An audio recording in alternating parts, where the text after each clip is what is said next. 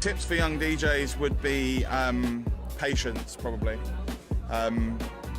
Play the long game, don't rush into anything, and don't feel like you're having to do everything all at once. A bit of a veteran now in this scene, I guess, having touring for kind of nearly 20 years, I would say that patience is the key, you know, and have a kind of, it's not always easy because sometimes people pop off really, really quickly and things happen overnight, it almost seems. But just try and ride that wave consistently rather than too many spikes, because, you know, gradually walking up a hill is a lot more successful than, you know, jumping straight to the top and then falling back down the other side. You know? But they say, don't they, that anything that's an overnight success probably isn't an overnight success. It's been building up to that point, you know. But yeah, you've just got to be patient, which is hard because it feels like, especially with social media and people's attention spans, that everything is so reactive. Of if you don't catch people in 3-4 seconds, they're gone, you know. But yeah, I think overall patience is key with this industry. I want y'all to think about something for a second. DJing is truly an act from God, right? We take our two hands and our imagination and we shift the vibe in the room. We create energy, and we're also making memories memorable for all the attenders in the party. That's something that should be held sacred. DJing is an act of selflessness. It's not always about how we feel, even though we have preferences, but it's about the people. So understand this: doctors heal the body, therapists heal the mind, but the DJ heals the spirit. And it's not about clout, it's about calling. And when God calls you to help people heal through sound, that's sacred. Don't take for granted. Peace.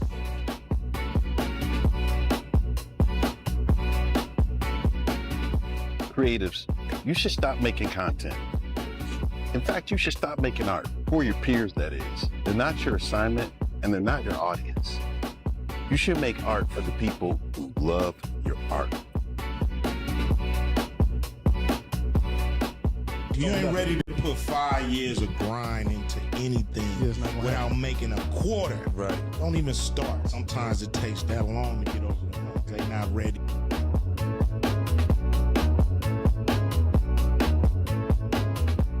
I think a lot of people go through this thing where if they share information, they're going to lose their business. They're going to lose their edge. Two things are true in this world. One, there's only one you, and nobody can do what you do, even if they try to copy you one for one. It's never the same. And then two, most people that you give information to won't actually take you up on your information. I could tell people right now how to start a business from scratch, all the pitfalls and all the things you should and you shouldn't do. And you know what? 2% will actually take my advice and use it. The rest of them either know better than me or are too lazy to make it happen.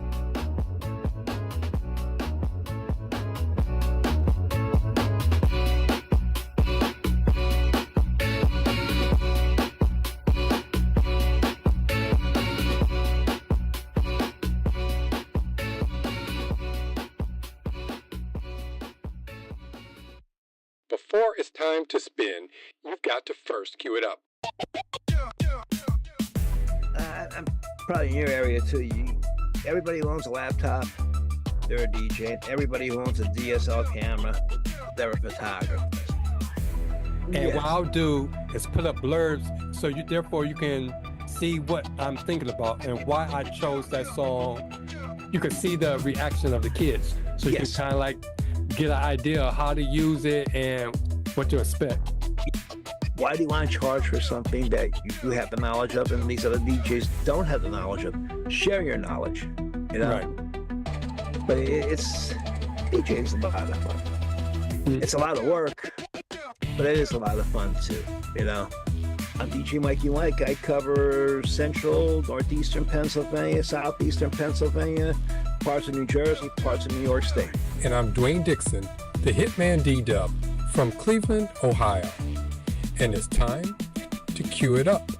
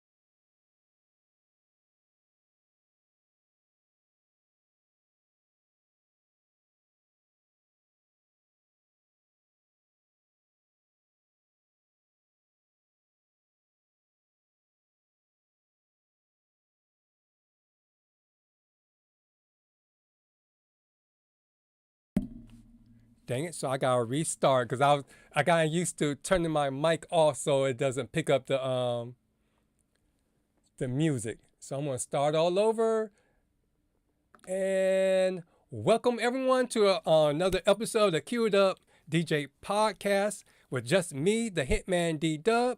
And again, I was saying that I don't know where my co-host is, DJ Mikey Mike. Maybe he's out hanging out with DJ Reflex. So hopefully he'll come and join us on the show before we head on out. And then I was saying our podcast is for DJs of all skill level to come, connect, learn, and grow. From pro tips to real talk, we're here to support and celebrate the DJ community. So I'd like to shout out all the people that is with us in the chat. We have DJ Dynablend, and we have DJ Cool Thing. I'm glad I looked over at the chat before I start going too deep into our show. I guess me and Cool Thing have to learn these different nuances when we start our show. But I was saying that last week DJ Cool Thing was a special talking about taking control of the dance floor. But for some reason, there's something else going on. It could be a football game. It could be an event where they have something going on outside, away from the dance floor, that's pulling people from the dance floor. So you don't have a packed dance.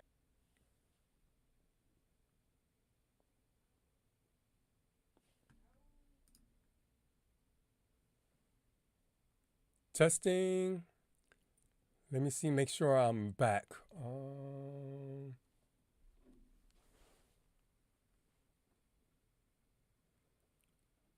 Let's see. Come out of there.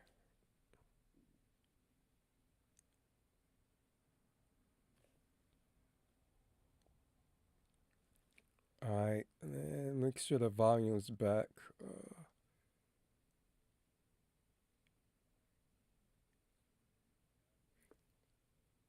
Look like I'm back on here.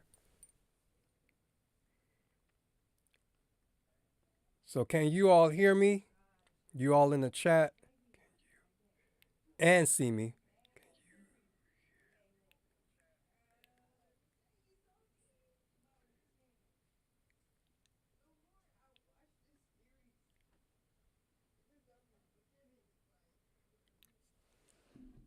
All right, it look like I think I hear myself. Okay, we're back on because I hear myself. Okay. It just seems like it's going to be one of those nights, these crazy nights.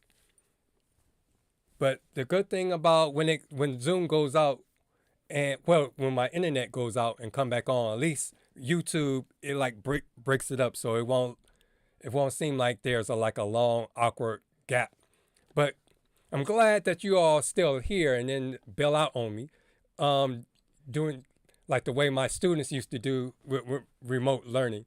So Kevin is in the chat. Welcome back, Kevin. We missed you last week. But I have a couple things pinned in the chat. One, I have a question. The question is, how many of you all have learned to DJ by watching YouTube videos? And then the poll for tonight is,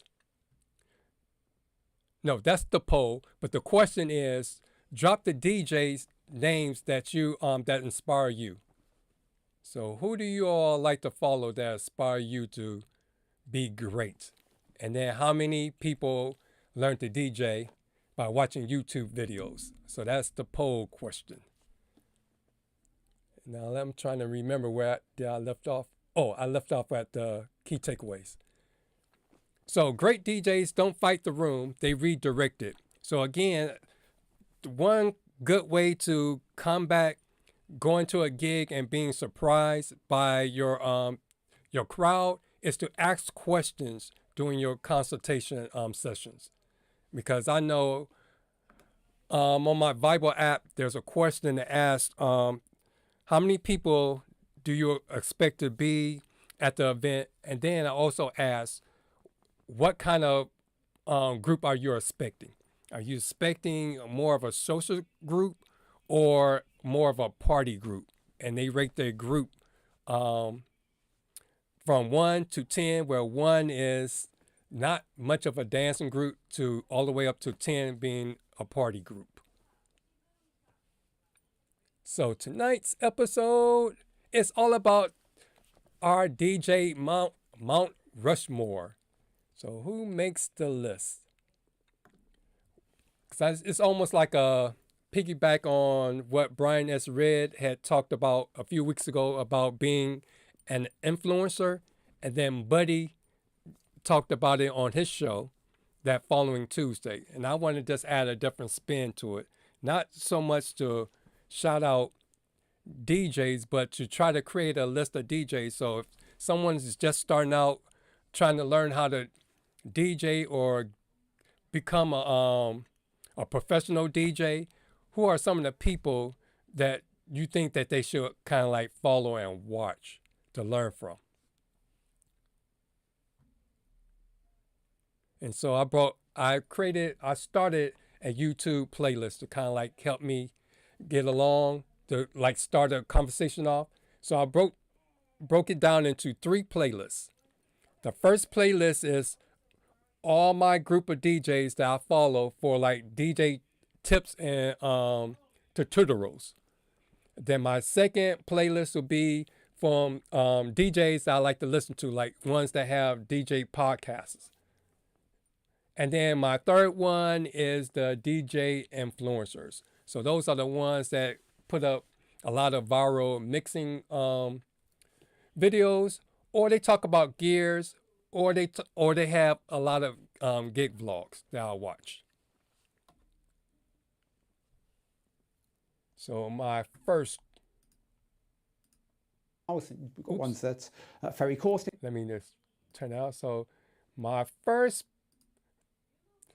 group of videos or persons that I follow to try to learn how to DJ properly would be this group of guys.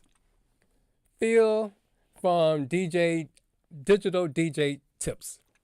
And with Digital DJ Tips, they have a lot of YouTube videos that talk about the basics of DJing, but they also have a lot of podcasts. And with the podcast, they answer a lot of chat questions. Also, they talk about gear. So they have a bunch of different kinds of videos that can help you along in your DJ journey. No matter if you're a beginner or an experienced DJ, there's always something there that you can learn from them. Then also what I like about them, if you go to their website,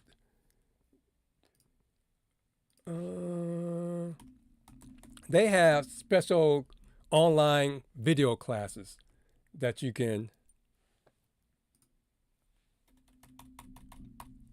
look up. Because I know when I didn't say pull Digital DJ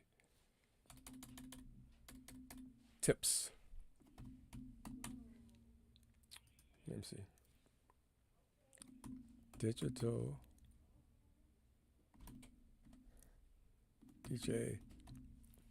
And with that, like learning how to work Serato or a special kind of controller, they have lessons that you can do. Let me see if I can go to courses. So they have different courses from learning to DJ for a person that's starting out, or if you want to learn how to scratch, they got that. If you're into making beats and trying to be a DJ producer, they got courses for that. And all of these are paid courses, and you have access to it for life. But if you don't want to pay for anything, then there's a lot of videos that Phil has up that'll give you pointers.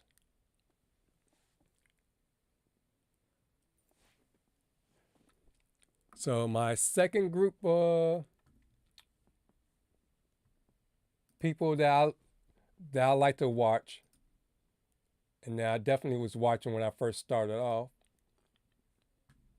Let me make a copy of that so I don't have to keep going back.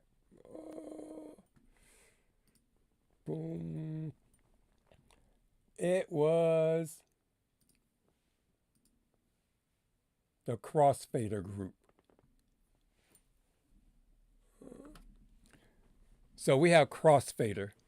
They're almost the same. Let me close this out.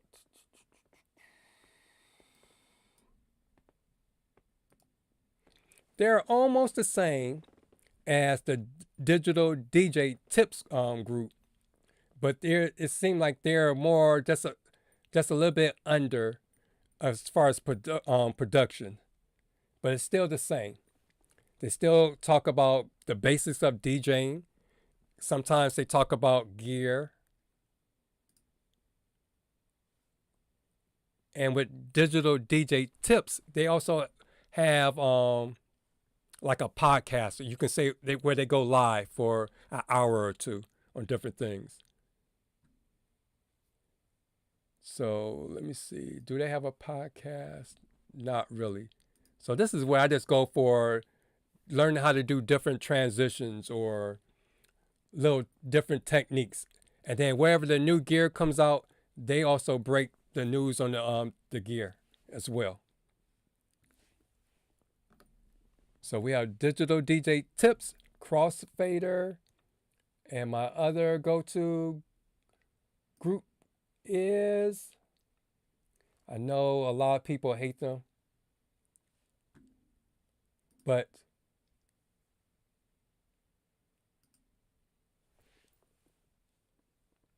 and this person can kind of like fit in multiple categories. I like crate hackers because I'm a techie person. So I like to dabble in AI or anything techie or software to be creative. So I like to watch Aaron. Not so much crate hackers, the group per se, but I like to watch Aaron because Aaron comes with a lot of great hacks and tips. And his main focus is all about making sure that you have a music library that's intact, that's clean, that you can get to the music you want to play at your events, where you're not hunting for those songs, or as they call it, having Serato face.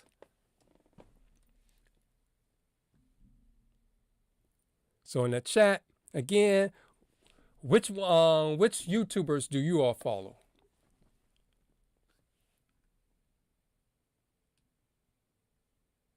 And then Aaron occasionally, he goes, I wouldn't exactly call it a podcast, but on Tuesday nights, he goes live on Twitch. And then they'll go like a couple of hours. But on YouTube, you like see the first hour of the Twitch stream. And that's where they talk about charts. And they call it the hackathon, where they create a playlist of all the new music that's coming out or music for a specific event.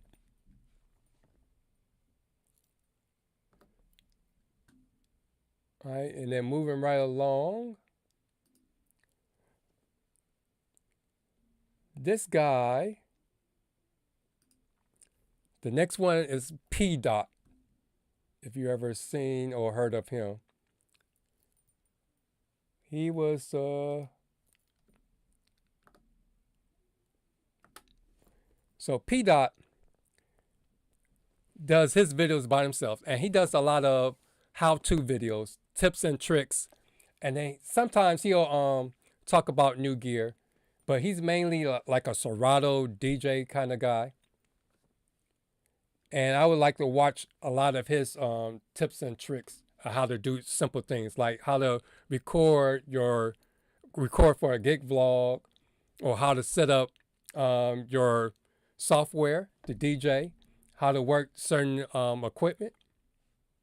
So he gives a lot of behind the scenes kind of things. And then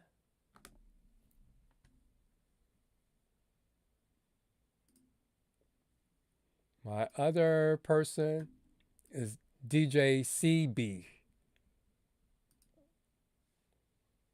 And with DJ CB, he also talks about cleaning up your music library. But over the last year, he's been creating an app called the Music Library Tool. And with this app, it helps you find like duplicates. It helps you find, help you move your Serato library to different, I guess you can say platforms, be it Rekordbox or Virtual DJ. And it's almost like similar to Lexicon. I know does that, moves it, but his software is way cheaper than Lexicon. And then also you can you can help you create your playlist by you can either, if you have like a Spotify playlist or a typed out playlist that you just need to find in your music library, you can use this tool to help you find that. And then he does a whole bunch of tips and tricks, and it's mainly for like doing club gigs. And from his videos, I learned how to set up the night at my gigs. So what songs to play like for a warm up, then moving into different parts of the night. And that's where I get the idea of doing DJing for situations at my gigs. So it's not like I'm just picking random songs. It's like I have my songs set up for it. For example, if I'm at a gig and I want to try to get the girls on the floor, I have a set folder for just the girls. I have a set folder for the guys. I have my sing-alongs. I have my line dancing or participation songs. So I followed his format in trying to create a system for myself that I thought was very helpful. And then I think I have one more. Yep. And if you're into like scratching and fancy transitions, let's see how I can, there it is. I watch DJ Liftoff. And DJ Liftoff will give you he'll show you how to start off with like the baby scratch and move up to more of your combos. And he'll give you tips, but then he also give you things to practice, which I really like how he breaks that down. And also the transitions. So again, he'll demonstrate the transition, and then he'll break it down into the technique, and then he'll put it all together. So if you're looking for a new way to DJ and mix, I'll say make sure you check out DJ Liftoff.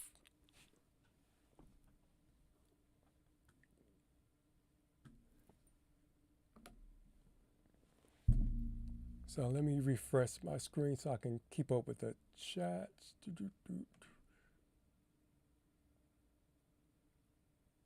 All right, one more. So in the chat we have, for the poll question, how many of you learned to DJ from YouTube? So we have 67 people. So far we only have 3 votes. So 2 people have said they learned from watching YouTube videos, and then 1 said no. So the one that said no, did you learn by yourself? Did you teach yourself how to DJ, or did you have a mentor?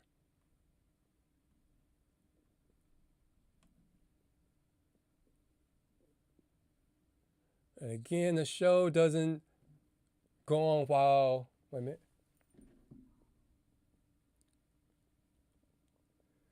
All right, the show isn't just something that we do live. It's a two-way street. So if you're watching the replay of this, you can drop and leave your your comments and your answers in the comment section. So tell me who you like to watch, because I would like to get a list together, and maybe I'll learn something from you all. And of course, DJ Cool Thing has said he learned from DJ Bar because he got me into DJing gig logs. Yep, man. I think him and Rick Webb is the main ones that got people into gig logs, studying how to do a gig vlog. Let me see. And then Mikey Mike says he's on his way. So he'll be here in a second. Okay. So let's go on to our next group of playlists. And that would be the ones that DJs that have podcasts. So what podcasts do I like to listen to? And with the podcast could be about gear. It could be about technique. Or it can be one of those things where there's some DJs that can come and just conversate and talk by themselves without anybody being there. But a lot of them, like I follow Cleveland Terry and Jay Brook. They have a nice chat group that comes in and they have a conversation with each other. So let me get to my playlist. Boom. And these guys, it's one and the same, but their YouTube channels are different. So I follow and watch Disc Jockey News, DJing TV. And they talk about a little bit of everything. And with this group, they have multiple DJs. And you'll see Kevin on the KJ Chill Room, which is part of the Disc Jockey News TV. And then they talk about sound, they talk about gear, they talk about DJ business, anything DJ related, and all facets of DJing. That's what this group does.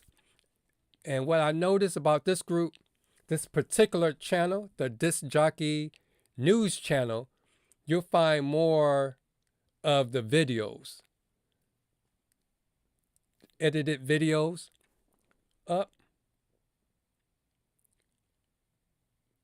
But then they have another channel,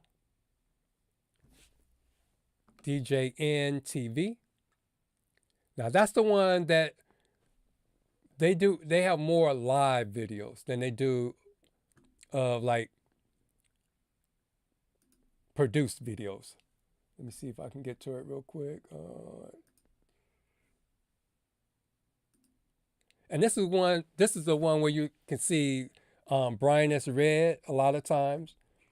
You'll see Buddy on the show a lot of times. And this one, if you join them at 10 o'clock on Mondays, they go live. You just join them on DJingTV.com/chill. And you can join them live. And then if you're lucky, they might allow you on one of the episodes. I'm trying to close this out. All right, there it is. So if you see videos, it's not that many videos, but they're live is where everything is. And it's cool to just hear different people's opinions about certain things. And with that one, when they do this, you can also ask questions. So I like to also watch this person. I like to watch him as he walks down the street and he gives his opinions on different things. Bill Herman is his name. And then there's another guy from the Marquee Show. I like to watch him from time to time.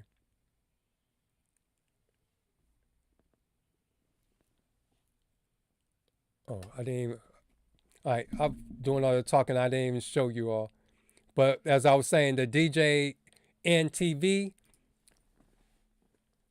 their channel doesn't have all like the videos, the polished videos like the Disc Jockey News TV does, but their content is more so for live content. So here's the KJ Chill Room one. And again, they talk about a bunch of different things. So as you can see, they have a bunch of videos that you can find. And here's Bill Herman that I was talking about. Also, you'll find Buddy hanging out on this channel in these videos, and Brian S. Red. Kevin, Eric, and Matt, you'll find them on the KJ Chill Room. So the next group of podcasts that I like to watch, again, I mentioned him earlier, is Cleveland Terry. And Cleveland Terry, he's like, he has this live show on Thursdays. So on Thursdays, you can catch him live. You can ask questions and you all can conversate that way. But also he has a bunch of YouTube videos and a few gig vlogs. I like to watch him because it seems like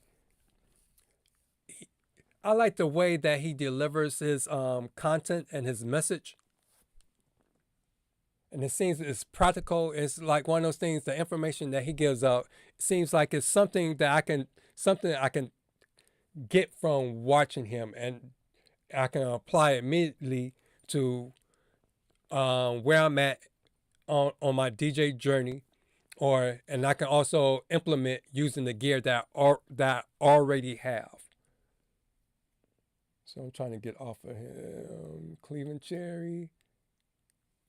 So with Cleveland Terry, he talks about gear. He also talks about the latest news in general when it comes to DJing. So if you want to get the behind the scenes, and then too, he's also one of the ones that get things to try out and demo. And he makes videos of those. So therefore, you can get an idea of if you're in the market of buying new equipment, like a controller or speaker or whatever, he'll have the intel on that one because he would have had it to be able to use it. But again, every Thursday he goes live on the Cleveland Terry DJ show.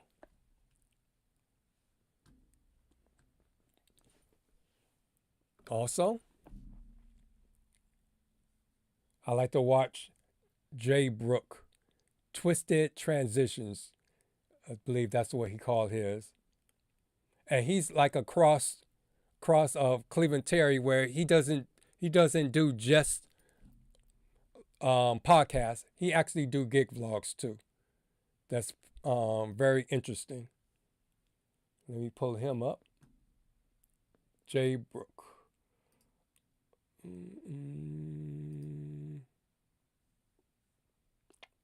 Close this. All right. And Jay Brook,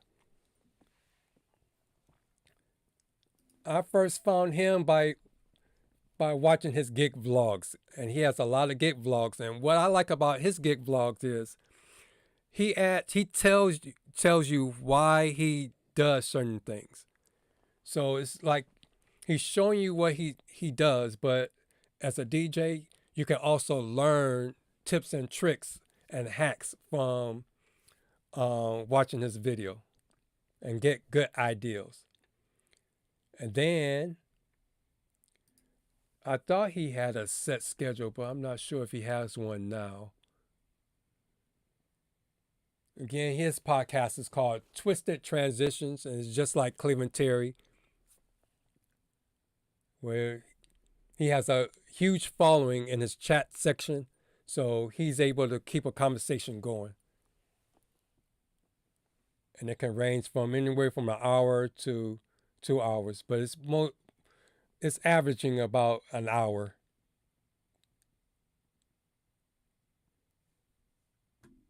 So, and again, of course, we got our podcast.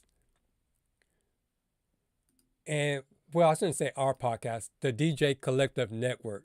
So on Mondays, you have DJ Cool Thing, and he went live. He finally went live on Monday, and he'll be going live again this Monday, and he'll have me and Mikey Mike on the show. And so we'll be talking about what we use for our podcast, like the equipment, the behind the scenes of what we do to prepare for our podcast, and how do we go about running a podcast and coming up with ideas weekly for our podcast. But what I like about Cool Thing is the fact that he can go live and he can talk, and I like the way that he's genuine when he does his lives, and he gives a lot of information too. So if you waking up early in the morning and something hot comes out or something new come out on the market or through the wire, DJ Cool Thing is your guy to make sure you get that information. So, and he used to do a lot of gig vlogs when I first met him, but he had his channel hacked. So a lot of those you can still find. In fact, let me see, DJ Cool Thing, because I still think it's up. He just can't get to it.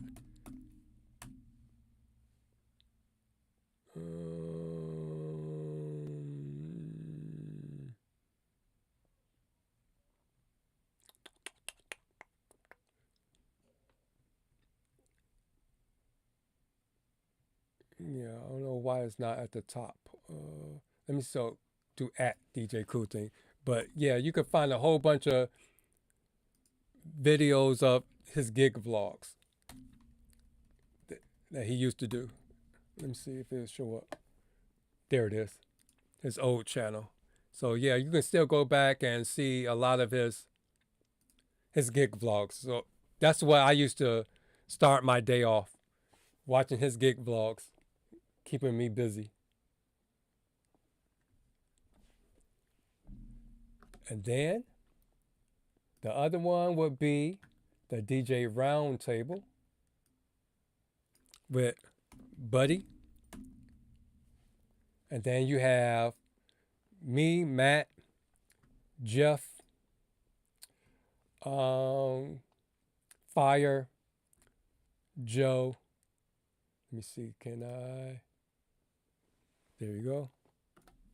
So if you never checked out Buddy's channel, make sure you go and check his out, because we pretty much talk about the business side of DJing, and he's heavy into talking about sound, not so much gear. We get into talking about gear, but the physics or the science behind sound, doing sound properly, and then we sometimes get into architecture, doing architect kind of lighting. So it's not just about putting up lights or dance floor lights, but having lights for a specific purpose. Hey everybody, I'm sorry I'm late. I had some issues here, so good All right. life in there. Okay. Yep, but so check out Buddy's channel. If you never checked that out, you'll learn a lot from his channel. And then, Round table. What was that? The round table. Yep. So we're going through, we did my first playlist of DJs that I learned to DJ from. It's like the digital DJ tech or tips, with Phil, all of those guys. It was Crossfader, DJ CB, DJ Liftoff, DJ P Dot. Yeah, I know I'm missing one, but I can go back and go over it again with you. So the question was in the chat, who inspired you, a DJ? Which DJ inspired you to DJ? Actually, it was my buddy that back in the day, there was only about 4 DJs in our area. And this is Rob Sachs. And I told him I'm starting to get into it. He goes, oh, well, that's good. He said, unfortunately, he said, fortunately for you, he said, I'm retiring within the next year. I said, okay. So he gave me a couple of pointers, but I read from going to weddings and stuff. And another friend of mine was a DJ. So I basically fed off what they both did. They were both a little bit different, but they were both somewhat similar. And weddings here in northeastern Pennsylvania, at that time, they were very traditional. You had the wedding party lined up to greet everybody. Then there was no hassle setting them up because they're already in order. So then you set them up. You did the introductions. You did the first dance, parent dances, speeches. Sat down and ate. And basically every venue was the same way. So you didn't have to worry about that. It was just a normal routine. But then people started breaking tradition, and these managers started going, uh-oh, wait a second. Venue managers are like, no, we don't do it that way. Well, I'm like, you have to go with the couple wants. You can't go what you want. So then the venue manager started breaking tradition too, which was good. So that was basically it. Just those two gentlemen really taught me a lot and got me to where I needed to be to move on to develop what I am today. Mm-hmm. Oh yeah, and then also I forgot that Aaron from Crate Hackers was the other one. When I want to look for like basic tips and the hacks and that kind of stuff. Yeah, you know what? Going back when I started, I never even thought about looking on YouTube for DJs and stuff like that, because I really wasn't into it. Well, YouTube wasn't around then when I first started DJing. So it was like you were going off on a whim by yourself, So on the poll, I guess you'll be a no. You didn't learn to DJ from YouTube. No. I wish YouTube was around back when I started DJing, because there was a lot of mistakes I made. Well, can't say I made, but back then, like you said, it was every wedding was so the same. It was unbelievable, no matter what. And the guests were happy with it. The bride and groom were happy with it. The bridal party, parents, everybody was happy. It just seemed like you're like the movie Groundhog Day. You just kept on repeat. Every wedding was the same. That was it, And basically, the intros were the same. The father-daughter dance was the same, and the bride and groom first dance, that was always different. But basically, father-daughter dance and the mother-son dance were basically the same for every single wedding. I think I must have did 25 weddings, like with them the first year and a half, and those two dances were the same. Daddy's Little Girl and Wind Beneath My Wings for the mother and son dance. That was it. That's everything else was a little bit different, but those two songs remain the same. Okay. They had to play polkas too. Okay. And I see Adrian East joined us. What's up, Adrian? Hello, Adrian. And then Kevin says, in the old days, you learn from others in person. Yeah, basically that was it. You learn, like I said, I learned from Rob and from my one buddy Eddie. That was, they were your teachers because they were your homegrown or hometown DJs, and then a couple of others started popping up here and there. And then I think once YouTube started really hitting and people seen other DJs DJing, so next thing you know, more and more DJs started popping up. But since then, those DJs, a lot of them faded away. They thought it was an easy thing. You went, played a wedding, and boom. I mean, they were charging money, but they weren't charging money like a regular DJ would charge. Mm. So it was a little rough on us regular DJs that were doing it already for, say, 6-7 years already. And then all of a sudden, you got these guys that moved into the scene, and they're like, well, geez, this ain't that bad. Well, we're only charge this much for a wedding. So people started going with them, and then, then they're like, wait a second. These guys are doing a little bit different. Let's go back. We're going to go back over to these guys here. So, which was good. It slowed it down for us, for me and a couple other guys. But then everybody started coming back to us. My one buddy still does everything by the book like he did 30 years ago. It's still the same. Still the same way. Things change. You got to change with the years. You got to move in and move on with everything. All right, and then Kevin said he learned from his uncle because he said it looked like fun, and it was they worked for the Night Flight Company of DJs. Okay. And then he says primarily Jeff Angelini, but with him it was more learn what not to do at times. Well, that's a good thing. Mm-hmm. I'll not make it's not gonna be a long story. Going back in the day, I know there were DJ companies, and this one couple heard a DJ. He played here locally, and they loved him. He did a great job. They loved what he did, and here they booked him for their wedding. That Wednesday before their wedding, he had to cancel on them because the company that he worked for out of Tennessee went belly up. So he didn't own any of his own equipment. He owned that. Well, he didn't own it. He had their equipment, which he could not take out to use. If he did, then he was in a lot of trouble because then it was actually a wedding counted towards his company who's already gone belly up. So they called me to do it, and I'm like, you waited till Wednesday before your wedding for me to do your wedding?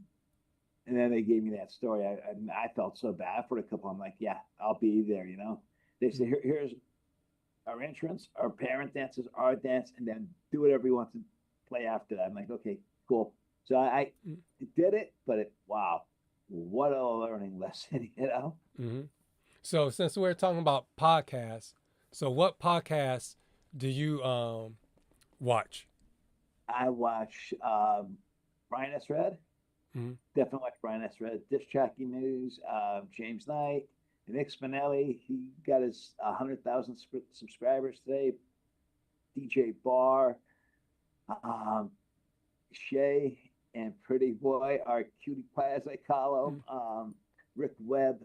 There's a bunch of DJs I watch that are on YouTube. Some guys are just coming up, and some guys are nailing it too legit.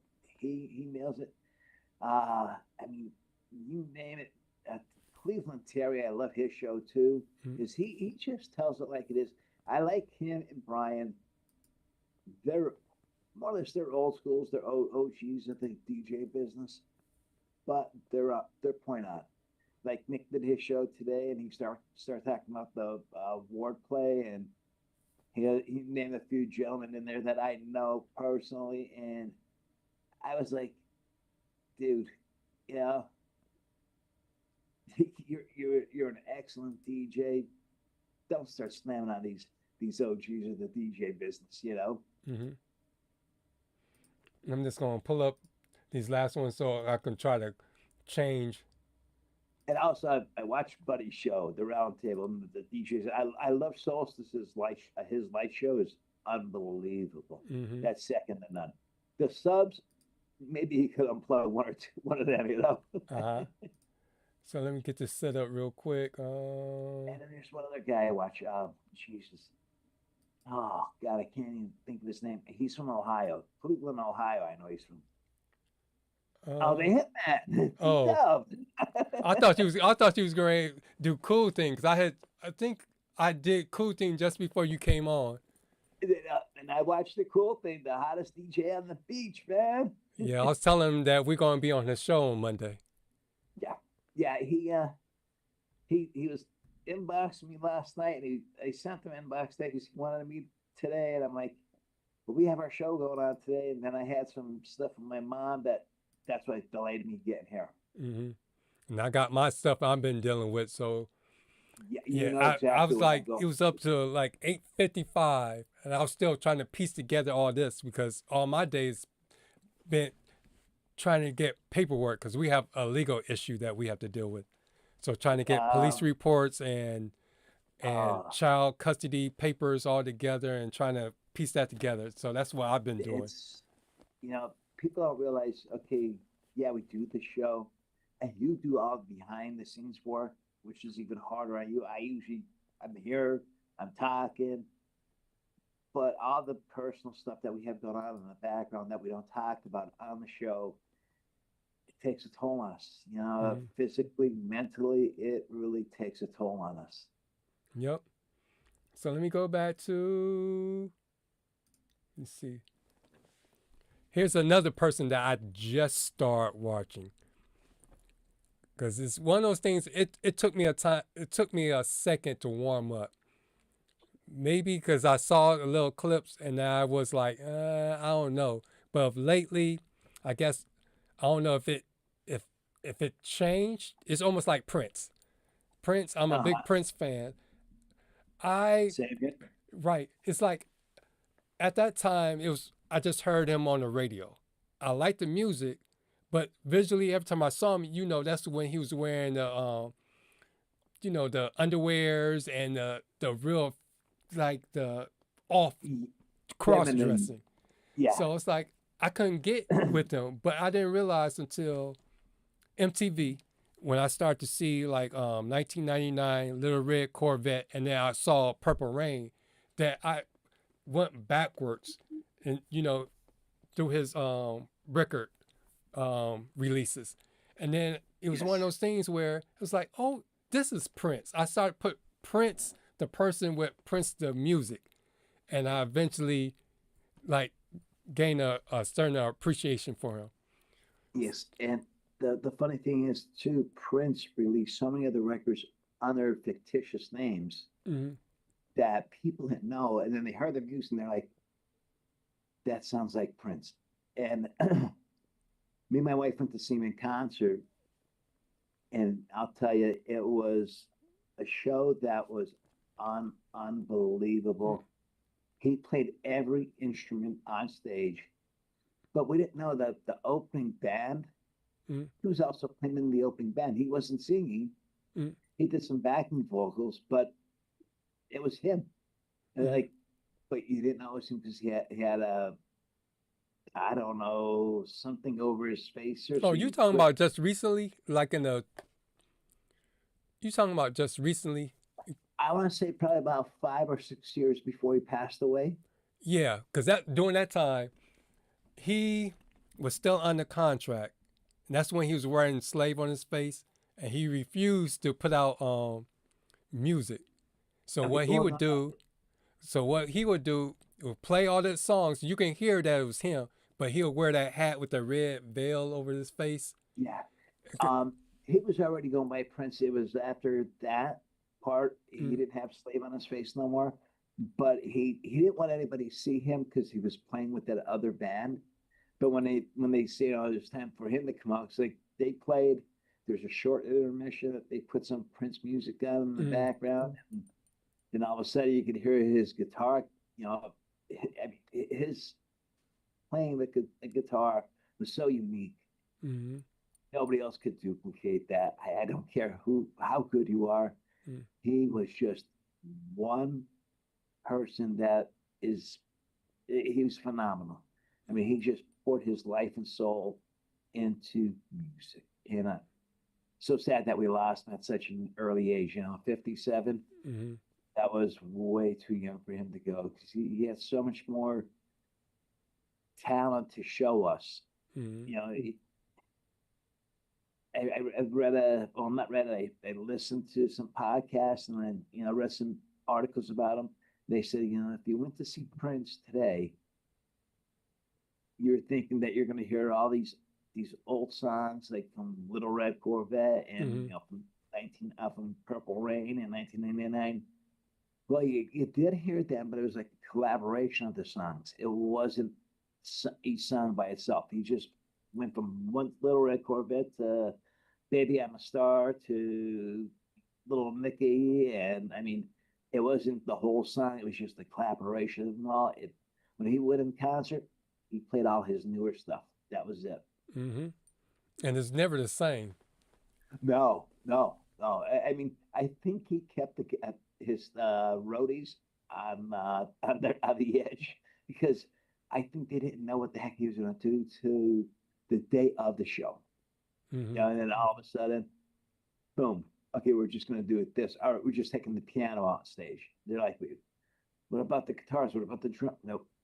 I'm just doing it this way. That's it, So something like the round table. He's not on until they right before you air the show. And then Kevin said, Metro Troll is booking for me. And then Adrian E said he watched all the shows that we mentioned so far, the podcast. He was on one. He was on Start to Spin a couple of weeks ago. Okay, cool. And then also the Shuffle Couple. Their videos are really, really good. I mean, it's amazing how they got into the business and how far they have come. It's that's a big chunk of wood here up on top of my shoulders, And then Cool Thing says, have you heard the hidden track after Darling Nikki backwards? Yeah, I did. Yeah. I was scared to mess up my record player and scratch my record because going backwards. When he's saying, hi, how are you? And then he says something about the Don or something. But yeah. They released a special edition record. It's in purple vinyl. And it just didn't come in the regular plastic wrap. There was also like a plastic sleeve on it, a heavy gauge sleeve on it that was sealed too. That's put away. There was stuff like that. Nope, I'm not even opening. That's gone away, and it's unreal. That and Cinderella, they released a record, something similar to that, and that had a special sleeve on it when I put that on. But that's when vinyl was still cheap. I think I paid $15 or $18 for it. Now, forget about it. I'm looking at the price of these vinyl LPs. It's like, how much? $40, $45. Some are $90. It's like, well, because it's a double album. Well, I got the Beatles double album, the Blue album, for $14.99. Then they had a sale the one time, and I got the Red album for $9.99. But you never see that happening today. There's no possible way. Yeah, because I was showing my records on Buddy's show on Tuesday, and I was looking at the prices because at that time when I bought it, it was like $45, $50, $60, and that was a lot. But yeah, again, a regular record when I was buying records would be like, let's say, $2.50, $3 for like your 45s. Then your maxi singles, that would be your 12 inches. With just the one song, the different versions, that would run you about $6 to $8, and then the regular album would be 10, 12, and then when they got to 15, I thought that was a lot. But now I went to Target thinking I was going to buy a record, but once I saw like $30, $40, I was like, nah, I ain't. It's not. Nah, I just left it alone. That's how I was. My daughter loves One Direction, and she loves NSYNC, and so she just bought a record player. Okay, we'll get her One Direction. I went and checked out the price. I'm like, well, I want to get it for her, so I'm more or less stuck. But the price that I paid for that album, I'm like, oh my Lord, Well, today everybody's downloading MP3s. They're just going on Apple Music or wherever, Amazon. They're just buying the one song. Maybe if there's 3 hits off that album, they're buying 3 hits and that's it. So, yeah, we're going to pay the price for the LP then. Yeah. But I just know there's a time and period that rap records, they used to make me mad. because they'll have like 20 tracks on it, but then they'll only have like 5 songs, real songs. The rest was like those in between, what do you call it, acting, drama type things and all this other stuff, or a bunch of throwaway stuff. I call them fillers. That's all. Yeah. You know, they filled in between the song. There's one of those gentlemen I might have mentioned. I watched John Colley. He's on Twitch. He goes by DJ John C. On there, he's on there Thursday, Friday, Saturday, Sunday nights. It usually starts at 8 or 9 p.m. and it's a live show every Thursday, Friday, Saturday, Sunday. You have to check him out. He's great DJ. Isn't he with the DJ? With DJing TV. Okay. Yeah, because I had talked about them earlier too. They're great DJ. Yeah, getting to this person, I warmed up to him because I watched another one of his King Court podcast. Yep, James Knight. Oh, you keep calling him Knight. Yeah, James. James Knight. I'm sorry, James. Yeah, he has a following, but what I like about him, he gives you the other options, because some people, when they talk, it's almost like it's one way of doing things. I'm the kind of person that likes to look at outside the box and look at different options, no matter the prices. It could be super, expensive, but then also cheap stuff, something that's going to save me money. Yeah. And that's what I like about him. And then I like his fan base. So I learned a lot, because yesterday he had a person on, I don't know this person, I need to follow him, but they was talking about Instagram videos and promotions and stuff. So I thought that was pretty cool and interesting. There was one DJ, I named his name here, and I follow him. I still do follow him, but he always talked down about Chinese lights. They'll buy them. Always just buy, Chauvet, buy the American-made stuff, this, that, and now the gentleman's a seller of these Chinese lights, and talk down about them, but now you're selling them. You're the #1 dealer for them in the United States. So never talk down about anything, even like the Exciton speakers. I mean, a lot of these big time DJs are talking down about them.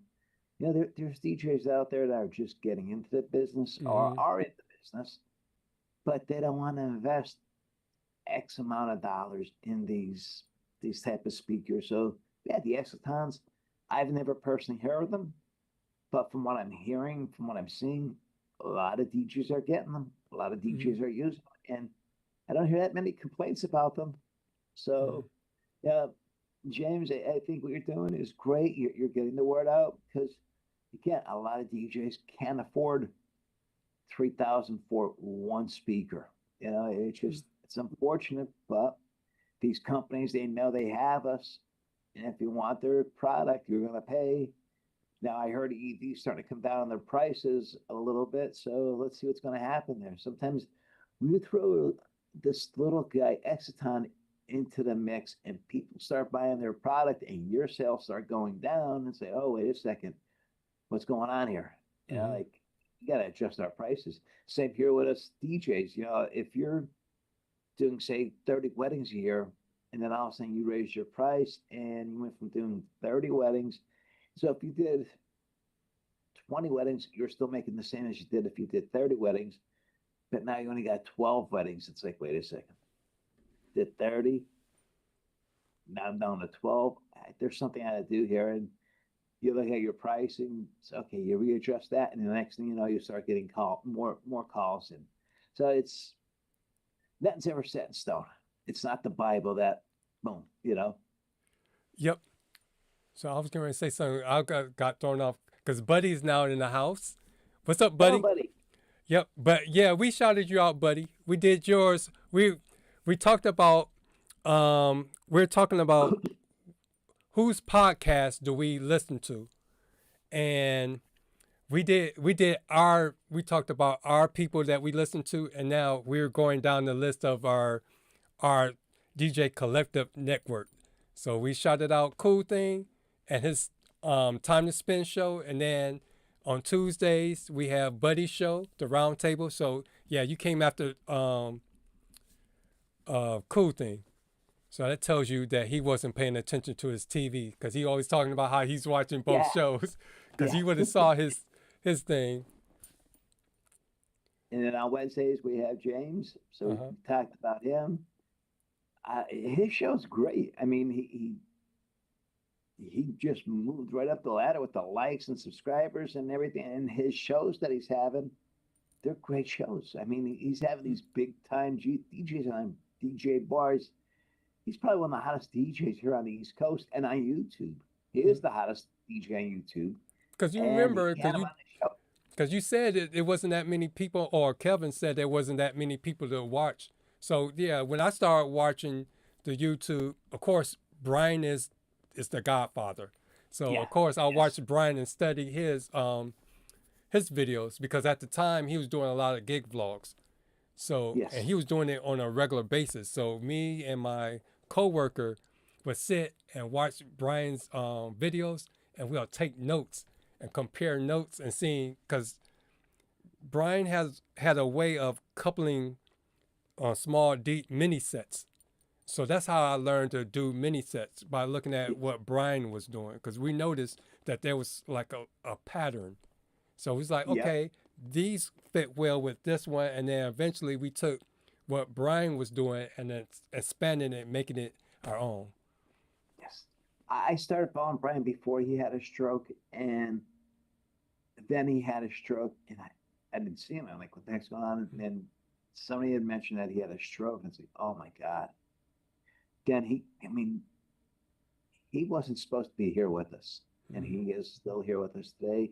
He's here with us for one reason, and it spread his word of how he DJs, his love for music, his knowledge for music. And you have a question about DJing, about music, about anything, you send them an inbox or an instant message, or you post something on his YouTube channel.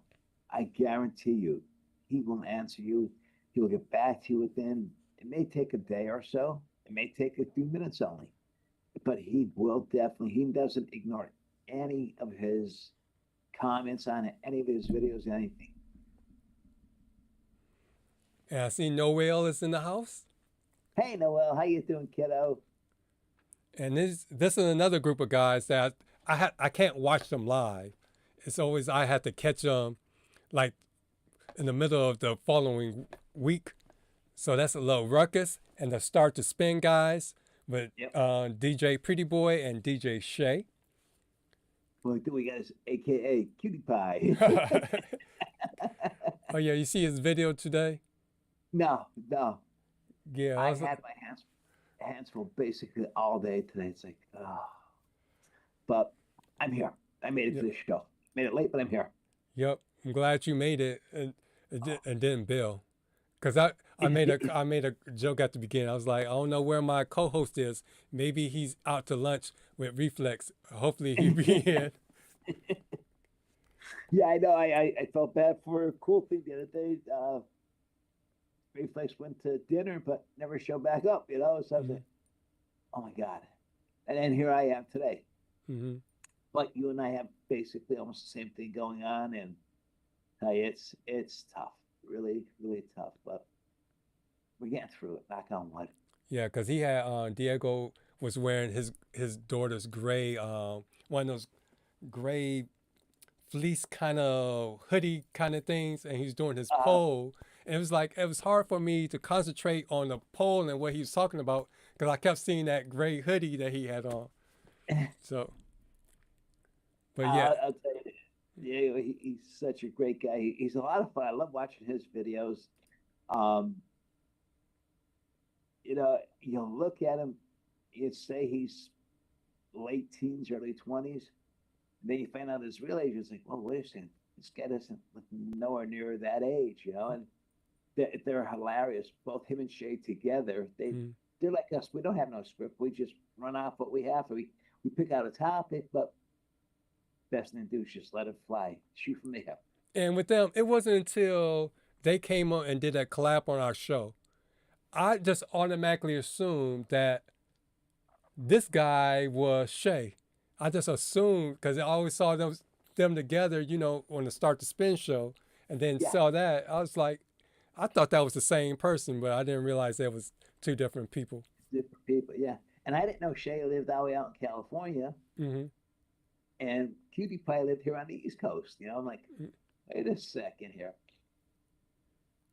But they have a great show. Great show. And this is the Start to Spin show, and it's every Thursday at 9 o'clock. Yep. So, yeah, I usually catch them a week later because they end before we do. Yeah, yeah. And then I'm thinking, of course, then it's us. We have the DJ, the CUEITUP DJ podcast. That's something that next month, it will be our 1 year anniversary. Yes. But it seemed like we've been doing this forever. Yeah, but I can't believe how quick it went by. Mm-hmm. I mean, it just, like I said, you know, we don't sit down and make a script. Okay, Dwayne, you're going to say this. Mike, you're going to say that. We just shoot from the hip and we feed off each other. Mm-hmm. I watched this one show about podcasting, and they were talking about when people do podcasts by themselves, and then when they have a co-host. Mm-hmm. And they said the best thing to do is have a co-host because this way you just feed off each other. And try not to script it. And I think, wow, they're talking about us. Uh-huh. I was going to say, you don't have to tell me because remember, for the first, 30 minutes or 40 minutes, I was like, in the back of my mind, I was like, I'm struggling. I'm like, man, this don't feel great. That's like, I had nobody shoot off of. Yeah, you know, it's even like when you do, when you did a live that other day, that shocked me. I mean, I was like, oh my God, you know, like I had to pull over and get you on the live, but even shooting like just video for yourself, like if you're doing an unboxing and stuff like that, you're not talking to yourself, you're talking to the camera and it's going out to people, but it's so hard to just sit there and do it, look at your camera and say, okay, well, all right, here, we got this, you know, this is our new piece of equipment, blah, blah, blah, blah, blah, blah. That's so hard. It'd be a lot easier if I did an unboxing here on the show, because this way I'm talking to you and then to all our followers that are out there, or everybody that's in the live stream. Everybody else is seeing it at the same time as we're doing it. Mm-hmm. And, you know, it's just so hard to do that and then unboxing on a live stream. There's no possible way. Yeah. But I was going to say, I gotten better with that because now it's like I have a audience. So talking to the camera, knowing that people are watching, it makes it easier now. Because when I first started doing it, I couldn't relate because I felt like I didn't know who's going to be watching and all that. So it makes it easier since I got a following. My one short has 39,000 views on it, and it shocked me because I just happened to, it was done with my phone, picked up my phone, and I don't know if I even said anything in the background. I think you could hear me talking on a microphone, and that was it. It's like, boom, it just hit, and it just took right off. I was like, wow, this is great. So I started doing a lot of shorts in between, you know, when I'm doing gigs and stuff like that, because a lot of stuff, you put it on YouTube, if they can hear the music in the background, you're getting flagged. You know, I haven't got no strikes against me, but I have, you know, this is limited audio or limited whatever. But as long as you're talking over that music, you're good to go. Yep. But I still, as a rule of thumb, still only keep it to if I'm trying to do it and not worry about getting like a copyright claim on my video, I still try to keep it to about 5 seconds, somewhere in there. I don't try to go though. What's the preview? When you like previewing a song like on iTunes or whatever, is it like 15 seconds or 30 seconds? 15 seconds, yes. Yeah. No, but Go ahead. I just found this out. If you're doing a live show, you could play music on it and you don't get no strike against you. I was like, I don't know how true that is. One DJ was doing a live show and he was playing music, and it was like, are you going to get a strike? And he said, no, when you're going live, you don't get no strikes against you. I'm like, oh, okay. And another show I follow is DJ Aaron Strawn. He's out in Minnesota, originally from Pennsylvania. And his show is like, it's on the edge. Aaron's on the edge, but I love his show. He's a great guy. Yep. But I was going to say, when you do live, that's not totally true about live, because they still, you still get flagged. But the thing is, I think as long as you have a bunch of noise over it, if it's one of those things where I guess it goes by the quality of the song. If it's a song that's nothing over top of it or going on, then you're probably going to get flagged if you played a lot of it. That's what I thought. Because, I mean, why would they allow you to go live with a song, but not in a pre-recorded session that, okay, you're only playing maybe 15, 20 seconds of the song, and then you're talking, you're going back to your, not podcast, but you're going back to your pre-recorded podcast. And it's like, it's only 20 seconds of the song, but when you go live, you could play the whole song. I'm like, that's news to me. And I follow so many guys on YouTube, and they're all afraid of getting strikes against them. And they're live, doing live shows, and they won't play no music, If they do, it's very low and it's in the background only. Mm-hmm. Or I know Aaron does it on Crate Hackers. I know we did it. They haven't claimed our videos where we played music, but see, we played a quick second, and they'll always do like the move the needle forward, play a few seconds of it, then move it forward. So it's not like a long thing. And the funny thing is, these not strikes, well, the people that are complaining about it, they're not from here in the United States. They're from Russia, China, India. I'm like, wait a second. I guess they're listening to our music, but I didn't know that they would be that involved in YouTube.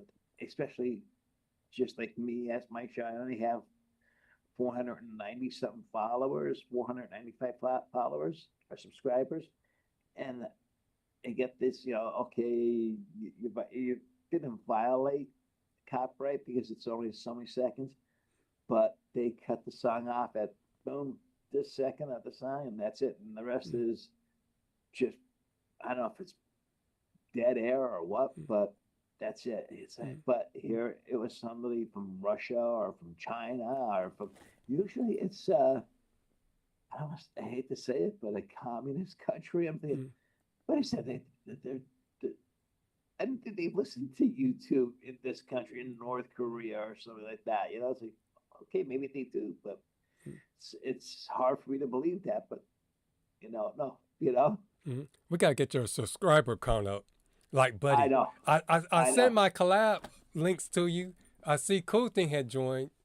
So yeah, I have joined it. I just, it's I have so much stuff on my plate. I have so much stuff that I want to unbox, and it's like, I don't. If there's 48 hours in a day, I'd still need 2 extra hours. I would need 50 hours in one day just to get caught up on some of the stuff that I have to get caught up from behind. And just every day, it's a new thing that I'm dealing with, and it's like, oh my God, But we'll work through it. Yep, I know the feeling. That's how I am with my situation. Yeah. Every time you think you got it figured out, it's something new. It's like, how? It's almost like Tyler Perry is writing my life story, just throwing the little spins and twists and turns. Yes, you see the light at the end of the tunnel, like, oh, okay, and then all of a sudden, that light slowly dims out. It's like, God, here we go. You're now going on this road that has a bunch of S-turns in it. It's like, oh my God, like, please straighten back out again, at least for a week, so I could have some stuff that I could do for myself that I know I could get it done, but doesn't happen that way. You might have one good day and then 6 bad days, It's Because that one day you didn't worry about your problem. So because you didn't worry about your problem, that problem multiplied. So now it's a whole new ball game. Yeah, yes. And they said, Dwayne does everything here on the show. He does everything for the show, and I'm just joining the show and talking, and Dwayne's getting everything prepared in the background that people don't see.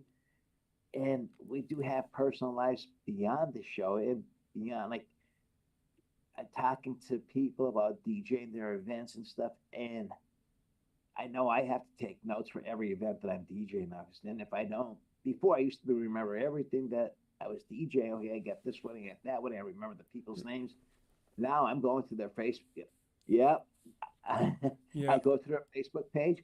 I take a screenshot of, usually if they have a picture of them together, I'll take a picture of them and then I'll write their names down and I'll put that in their folder.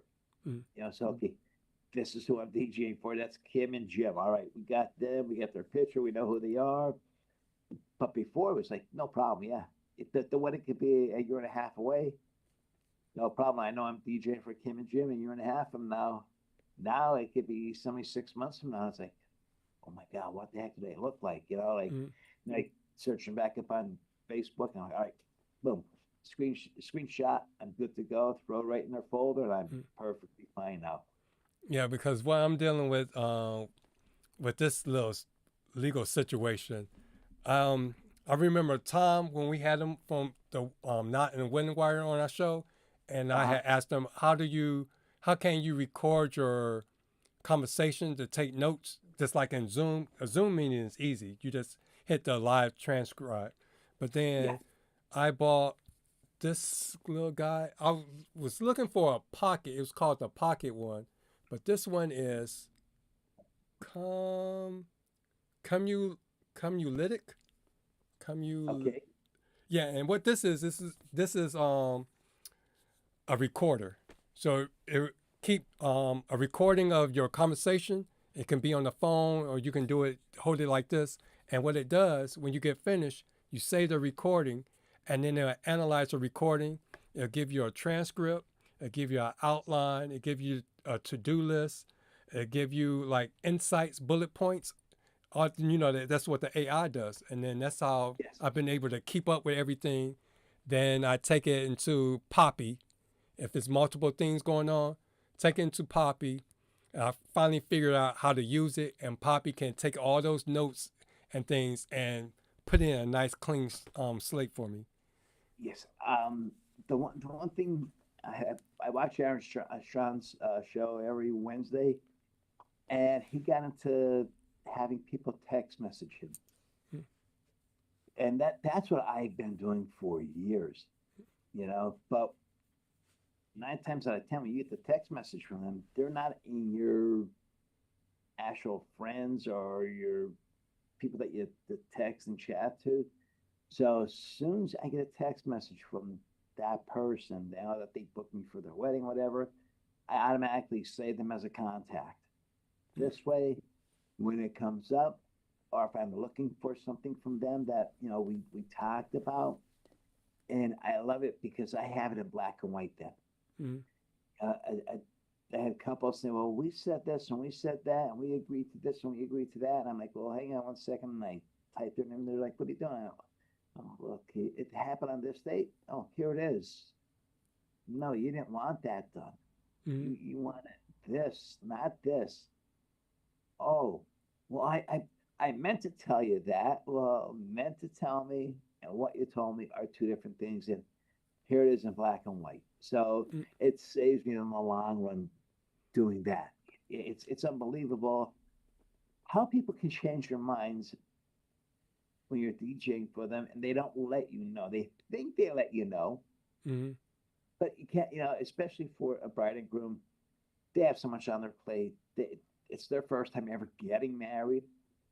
And I tell them, it's so sad because it's usually the DJ is the last person they book, which it should be the first person they book. Mhm. because we could help them along the way because we've done so many weddings and we could guide them. If they get hooked up with the right venue and that venue manager has done X amount of weddings, they will guide them. But some DJ, some couples, they reach out to this venue or they're looking on YouTube or they're looking anywhere and they say, oh yeah, this venue is a great venue, blah blah blah. They hook up with that manager and that's the last time they hear from the manager until the day of their wedding. If you hook up with the right venue and the right venue manager, they will keep in contact with you. Mhm. Which is a great thing. The one place I DJ for, they keep in contact with that bride and groom. And then if they don't hear nothing back from the bride and groom, like within so many months, they'll say, well, they'll reach out to them. Hey, how's everything going? How's the preparations for your wedding coming? Blah, blah, blah, and then the bride will say, oh my God, I forgot to contact the manager of the place. And then they start reaching back out to them. And it's the same thing with me. If I don't hear nothing from my bride and groom, I won't. I used to reach back out to them. That now my contract, I have a little thing there that says, I'm not your babysitter. I have other gigs that I'm doing. So if I'm doing your event, you must keep in contact with me. If you don't keep in contact with me, and not saying I forget about your event, but you haven't sent me no other information except for the contract. You didn't send me the wedding plan or anything like that. Guess what? You get what I have that day, and that's it. You're not getting anything special. I'm sorry. Mhm. That's why I'm And glad I can automate my responses in HoneyBook. So therefore, I don't personally have to sit there and manually, yeah, send out reminders and stuff. I just have it automatically set to send things out to check in and all that kind of stuff. yes. And some couples are great. Some couples go over the edge that they're texting and emailing, and you're like, oh my God, we just talked about this 2 days ago. You want to go over it again? It's like then you get some couples, they'll call you 2 days before their wedding, and they'll text you 2 days before the wedding. Oh, we got our wedding music ready for you. It's like, okay, and then they give you a list. Like, say there's 10 people in a wedding party. They sing you a list of 10 different songs. It's like, wait a second. Your wedding's in 2 days. I'm sorry, I can't put this together for you. Please pick out one song for the bridal party, one song for you guys. That's it. You should have emailed me this months ago because I have other stuff going on that I'm preparing for. Their wedding might be on a Friday or their wedding might be Saturday, but I may have a wedding on Friday. So I am doing two events, 2 separate days, but that couple on Friday has been in contact with me, has been emailing me. They wanted separate songs for the bridal party to come into. So I'm billing that set for them. Now all of a sudden on Wednesday, you email me, you have 10 couples in your wedding party, you want 10 different songs, and you want it from this second to this second for this couple, this second from this second to that for that couple, and then it's all different songs. It's like I could do it, but no, I'm not gonna put that pressure on myself. You should have kept in contact with me. Now you have one song for the bridal party, one song for the bride and groom. That's it. I'm done. Yeah, that's why I'm glad I'm using Vibe, even though it's a little pricey, but Vibe kind of like takes care of all of that. Because Yeah. a lot of that stuff that they might text me or call me about, all those questions and answers is right there on the app. And so far, all my couples have been pretty good at using that app and filling it out.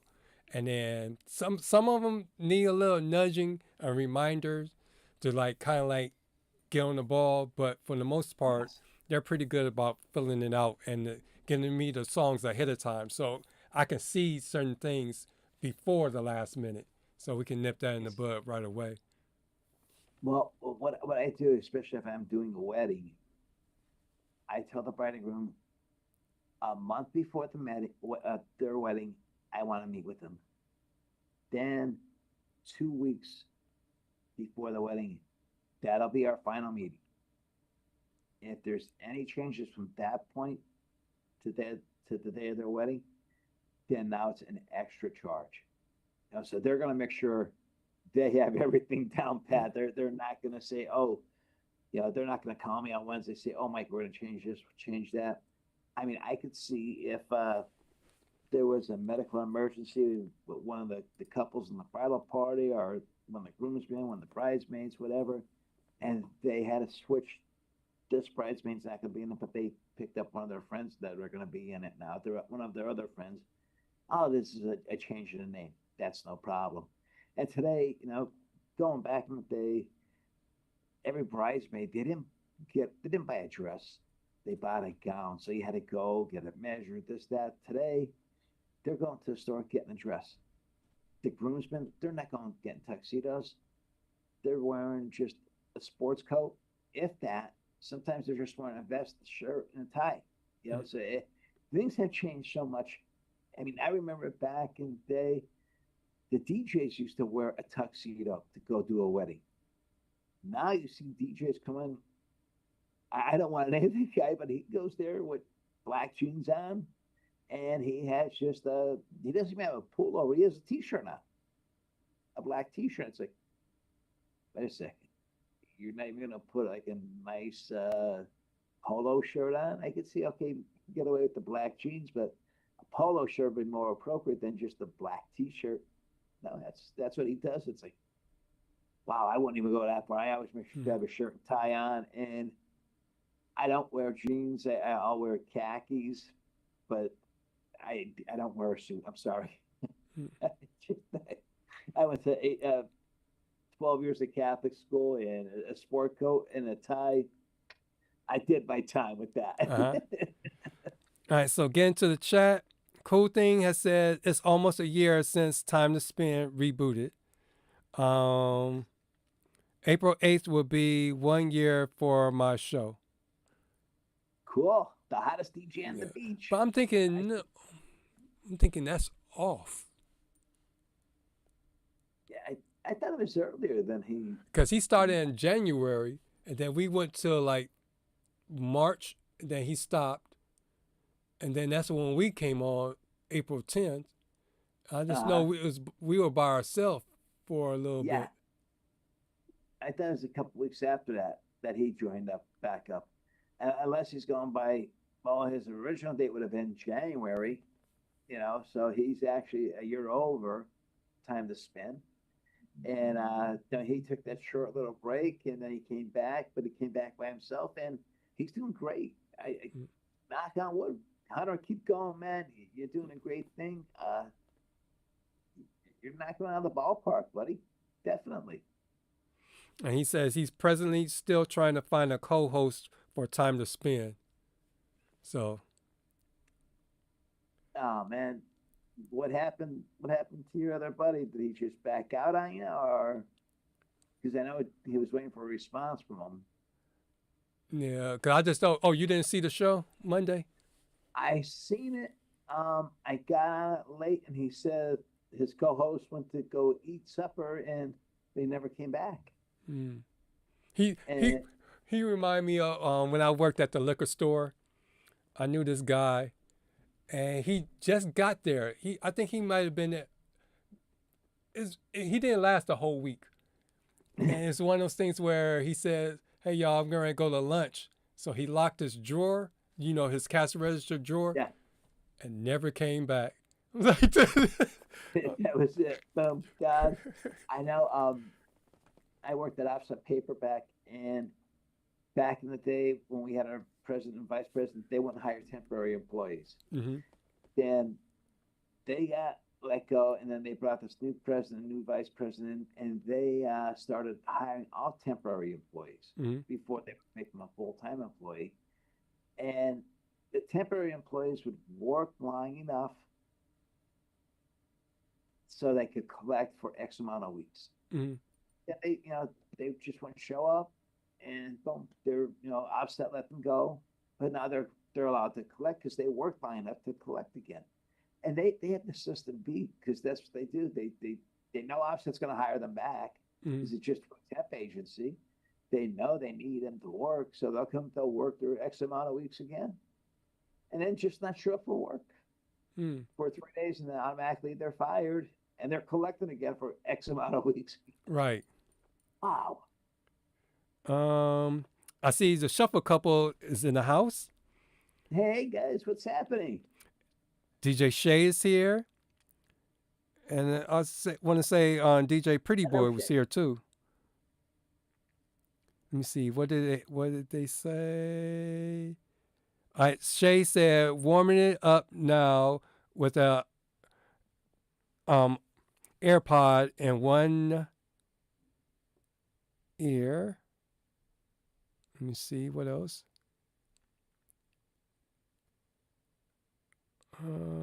So this looked like a conversation, something that happened on their show. So I gotta make sure I watch their show. It's a continuation. Okay. And see. Cool Thing says, I'm still taking care of my event bookings the old-fashioned way. And DJ Pretty Boy says, hey fam, we here. Glad to have you all here. And then Dan, I should say the shuffle couple. He said, on Bible, do the bride and groom need to download the app?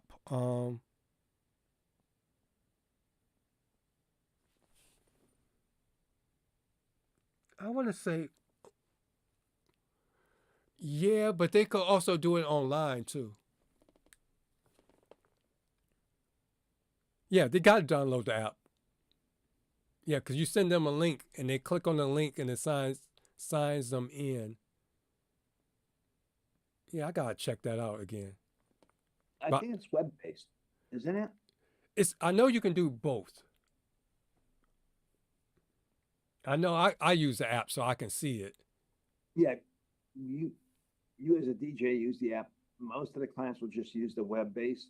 Because this way they're not taking space up on their phone. They're never going to use the app again because unless something happens in their marriage and then they're going to get remarried again. Mm-hmm. But they're not going to need the app no more. So they won't save it. You know, it'd be like, what do I have this on here for? Is this for our wedding? But you have some couples that are very nostalgic and they want to save everything from the first day they met as the DJ up into their wedding night and then beyond. Mm-hmm. And then DJ Pretty Boy said, I agree with Buddy. BSR, that's Brian S. Red, is fire. Simple and straight to the point.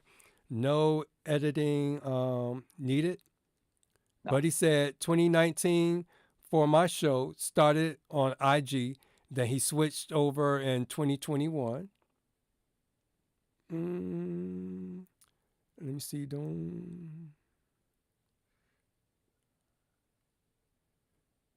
And that's pretty much. And then Buddy said, once they set up the app, they can log in on the website. Okay. Yep. So let's get back to our. Go ahead. I'm old school. I'm like Hunter. I do everything. I want to meet the couple. I want to see the couple. That interaction with the couple. I love that. I love it. I just, there's some couples you meet and you say, oh my God, this marriage is not going to last. And then there's some couples you meet and say, they're going to have a lifetime of love and happiness. And then 6 months down the road, they're divorced, and the couple that you think weren't going to last, 3 years later, they have 2 children. It's like, wow, I thought this couple wasn't going to last, and here they are lasting. The other couple I thought would last, they called it quits already. It's just unfortunate, but you never know. Never know. Yeah. No, I got to do mine digital because like what I said in the previous episodes, you give me a piece of paper, I'll lay it down and lose it in a heartbeat. I'd rather have it digital so it's all in one place and I can get to it anytime I want to on no matter what device. So yeah, I can't do old school because I misplace stuff like crazy. The first thing I learned going back even when I first started DJing, any contract, scan it, save it. But what I'm doing now differently than what I did in the past, I scan it, I save it, but the way I save it is by the date of the event, and then underscore the couple's first and last names. You know, so if it's Jim Thomas and Carla Jeffries, it'd be the first name, and then just maybe the initial of the last name, and then the first name and the initial of the last name for the future bride. That's it. You know, but it's the date that counts, because that's how it gets set up in chronological order in the computer. So it's great. That's so easy for me to do. Yeah, and Buddy says the Bible app makes the music way easier. And then DJ Pretty Boy, who ate the people on the thumbnail, asking for a friend. And then Buddy says once, oh, that's something else. I thought it said something. So yep. So let's get back to what we were talking about. For those that's just coming in, we're talking about our DJs, Mount Rushmore. So I went through like 2 of my playlists. So we're going to get ready to hit the last playlist. The first playlist was like when I first started DJing, who was the DJs that I watched that taught me the basics of DJing. And then my second set of playlists, and now I guess before the show ends, so we'll go through those list of names again. The second playlist was of DJs who had podcasts and did gig vlogs. No, they would just have podcasts, those kind of DJs. And then also we had 2 questions. The first question in the chat was, name the DJ that inspired you. And then if you haven't seen the poll asks, how did you learn to DJ? Did you learn to DJ from YouTube? Yes or no? So we have 10 votes. So that'll be 8 people said they learned from watching YouTube, and then 2 people said they learned from either a mentor or by themselves. So let's get to... It was by myself I learned how to do it, you know? Yeah, I learned how to do it by myself, but then I learned to... No, I take that back. I was going to say I started watching YouTube videos to hone my skill down. But when I bought my Pioneer SX2, Sam's music store, when you bought like a controller or something for that Christmas season, they gave you a 1 month free of DJ lessons. So that's great. Where I kind of like transitioned from doing things sloppily or relying on the sync button, all that kind of stuff, to actually doing it manually and then using the effects and all that high pass and low pass filter kind of things. Filters, yeah. Yep. There's so many things you could do today.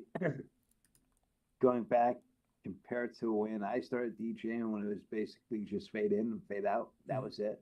I mean, you didn't use a loop button. You didn't use any of that stuff. And then none of that stuff was available. So it was just a fade in, fade out. But you had to know where to fade in and fade out. You couldn't cut something off abruptly, you know. But some DJs did right in the middle of a vocal. It's just like, what happened? You know? Okay, and then so this last playlist, I call it my DJ influencers. So this is where a lot of those names that we already dropped that we all watched to try to learn how to DJ. This is the playlist that they'll live in. So one guy that's real good that I watched quite often was DJ TLM. He's like a cross of the way that he would do his lives, and it was conversational, just like the way Cleveland Terry would do, where the chat was busy and he was able to have a conversation. But then he did a lot of tips for beginner DJs. So that's how a lot of his videos were at the beginning. But the thing that I liked about him was he'll have this thing called Scratch Saturdays. So he'll come and he'll do like a scratch routine. He'll do it slow. He'll do it fast, like the regular way.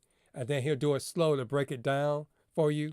And then he'll have it so he'll scratch it slow and then give you like a couple of beats, and then you repeat. So he go dick duck dick it dick duck duck. Then 1, 2, ready, go, and then you go dick duck dick it dick duck duck, and then each week he'll build up to to be more complicated. So I like listening to him and then doing those kind of things with him on Saturdays. And then he just started back with his podcast. There was a DJ that I followed, and he was from the UK. And basically, each week was like a class. Mm. And it was great. I can't think of his name right off the top of my head. I could see the gentleman. He was bald. He was a younger, not a really young, a few years younger than me. Mm. But his show was it was awesome. I don't know if something happened to the gentleman, but his show just ended abruptly. Mm. I haven't seen him on YouTube in years now, but it was a great show that for people that were just getting into the business. And the people You mean Ella Skins? Was it Ella Skins? No, it wasn't him. Hmm. I could see him, and I can't think of his name. And it was so funny because he had this British accent, and I'm like, wow. The first time I seen his show, I'm like, okay. And then I started following it, and it was great. And then I looked at my list that, who I was following, and I don't even see his name there anymore. Mm-hmm. And it was just I'll just say DJ Blitz. That's how it was. And then now DJ Blitz it's not even in my following on YouTube. So it's like, I don't know if something happened to the guy personally. They just did away with his show, the family or whatever. But it was such a great show. It was like, he would say, all right, for the next 3 weeks, we're going to do this. So if you're going to join my class or join the DJ video, join it on this date, and you're going to start right from day one. Mm. And for 3 weeks, we're going to do it this way. And then he would take a week off just to talk to people, see how they're doing. Then he'd say, all right, this following week, we're going to, for the next 3 weeks, we're going to do this. And it was great that he was teaching people, not charging them for it. Mm. He was sharing his knowledge of music, his knowledge of DJing. I mean, today it's all about the money. They're selling PDF files, they're selling this, they're selling that. And it's not just in the DJ world. I see it in with photography. Like, okay, I made a LUT, and man, doesn't my picture look great before the LUT and after the LUT? Yeah. And they're giving you the settings what they used before the LUT, and then you put the LUT on, and it's like, wow, this looks great. So you set up your camera to the settings that they said they had, and then you put the LUT over your picture, and it's like, how come my picture doesn't look like their picture? So everything today is about the money. It's so sad, but that's what it's about, and it kills me. If you have knowledge of something, I don't care what type of business you're in. If you have knowledge of it, share it, because you're not going to be around forever. And when you die, what knowledge that you have dies with you. So I would rather share what I know, so the knowledge I have lives on through somebody else. Mm-hmm. And then DJ Pretty Boy said, oh my God, that is who I learned from, DJ TLM. He is amazing when teaching. And then the Shuffle Couple said, I need to check him out. Yeah, and then he went on and said, that's my teacher. He just don't know it. And then, wait a minute, I got to figure out how they do this. They just came from the other show. How did they get number 3 already? Because I was on DJ Cool Things show on Monday. I tried everything to be in the top 3, and I couldn't do it. I tried spamming the chat and all that. And then he says, Pretty Boys told the Shuffle Couple, bro, crazy how Hitman brought it up, and I was talking about TLM to y'all. And then it said, were you two endorsed to promote his channel tonight? Nope. It's just, at the time, remember when we started when we started DJing and looking for YouTube content, remember, it's always DJ Bar, Rick Webb, Brian, and it was him, DJ TLM. Those was the main four. And then he says, DJ Pretty Boy said, he laughs and says, I wish. I wouldn't mind rocking his merch. He helped me become the DJ I am. And there you go. I mean, the Pretty Boy's just saying how this TLM helped him become the DJ that he is today. I don't know if he's selling courses or what, but it's great that he's sharing his knowledge, and his style of DJing is going to live on through Pretty Boy. Yeah, and that's the thing. Again, like I said, we're here for a limited time, and share what you have. Don't hold back. Don't say, hey, I want to be paid for it. I mean, I can understand if you're running a class and you're going to have 10 or 12 students in the class, that's something different. But if you're posting a YouTube video, no, that's free reign there. Share what you have, share what you know.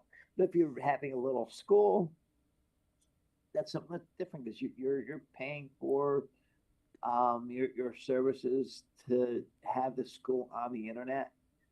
So that is different. You have to charge for that. But otherwise, if you're just creating YouTube content and putting it out there, share it, share everything that you know. Yeah, but he does. Yeah, he doesn't sell it, because his whole moniker is hashtag share the knowledge. So there you go. That's what I believe in. You know. And then he said, Diego was saying that I was trying too hard. It's like then I dipped after I couldn't get in the top 3. But no, it's like I had a busy week, so it's like I had to get back and get focused. I only had a little bit of time. And then he says he doesn't share it. He just reiterated what I just said. And then Diego said that he always say, share the knowledge. Might just send pizza to me. And then, buddy, I got hit. Where you at? Just so I can eat pizza with you, man. With my boy. And then here's our favorite, Nick Spinelli. It's like everybody talks about Nick Spinelli. But I know he used to, before he had the baby, used to have a podcast every Tuesday. And I'll definitely watch, because he will say on Tuesdays, he would say, these are the new songs that you should, if it's not in your crate, you need to put it in your crate. So I'll be watching it for that. But then he has a lot, he's the one that go viral with his mixes and wordplay and quick mixing. So that's Nick. Well, you know what the thing is, I mean, I follow him religiously. I didn't miss a show, nothing. I mean, he is an excellent DJ. And then I'm watching his videos that he's releasing on weddings and stuff, you know, and he's saying, don't play the Cupid Shuffle, don't play this, don't play that. You're the guy who's in control. You tell the couple that you got it, you're the DJ, you're the professional, blah, blah, blah. Then next thing you know, he's playing the Cupid Shuffle. He's playing the electric slide. He's playing this, he's playing that. But he's quick mixing so much that people are dancing to the Cupid Shuffle, and then all of a sudden he's in the Macarena. And I know Shante shoots the video for him, and he does the editing for him. But I guess they weren't on the same track, and Nick was in the mix of this part, and he mixed it to another song, and Shante couldn't edit that video good. And the guests just turned around, they looked at him like, what are you doing, man? We're just dancing to this. And like went over to the Macarena, like, really? And it happened like 3 times in that video. I'm thinking, oh boy. You know, and he always made comments that he played X amount of songs at a 5-hour gig. And it was like, you know, people did question, how did you play that many songs? Oh man, you just boom, boom, you know, 20 seconds here, 35 seconds here, 35 seconds there, another 10, 15 seconds of this song. It's like, how could you? I mean, I, maybe in New Jersey it's different than around here, but the couples around here want to hear basically the song from the start to the end. Um, the one song, "Paradise" by the Dashboard Lights. I did edit that song, and when I play the edited version, sometimes I can get away with it, but most of the time, the couples will come up to me or their guests come up, "Hey, where's that section with Phil Rizzuto in there?" I'm like, "Oh, this is the edited version." The one time I had to play it back to back, I'm like, "Listen, I don't do this." I made it an announcement. I never play a song to the guest of that night. I said, "I just play the edited version of the song. Now the bride and the groom want to hear the original version." I said, "I don't do this, but this is what they want. They're the ones who are paying me." So here we go. "Paradise" by that Dashboard Lights again. And it's like over 15 minutes worth of music from that same song. I was like, "Oh my God, get me out of here." But did what the couple wanted, and everybody went nuts. They just danced 7 minutes and some odd seconds. Now they're dancing another 8 minutes and some odd seconds to the same song. It's like, okay, as long as you're having fun, I'm happy with it. Mm-hmm. And speaking about Shanti, I followed Shanti, but I couldn't find his video because I was going to highlight him too. I like his video. I like his gig vlogs because his gig vlogs was more so day in the life, and he gave a different perspective on outside of the regular gig vlog, and I like his outlook and what he was thinking when he was going to these gigs and what he's looking at.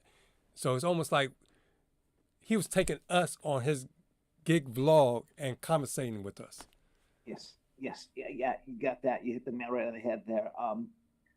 The one thing that I guess you could say it's like a pet peeve for me. Two things. I'll just say, like, from a DJ point of view, you go to a wedding and the DJ's on a microphone continuously. "Yeah, we're doing this set, we're doing an 80s set, we're doing a 70s set, we're doing this, we're doing that, blah blah." No, play the music.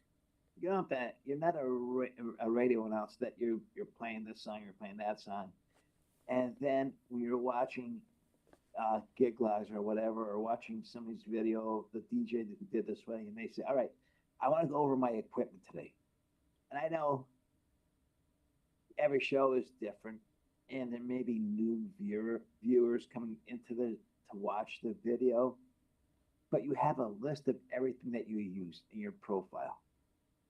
I don't think you have to go over every piece of equipment for every show. Like, all right, hey, here I am. I'm in so and so venue, and this is what I'm rocking tonight. Then the next night or the following week, you're at this venue, and this is what I'm rocking tonight. It's basically the same stuff that they used the week before.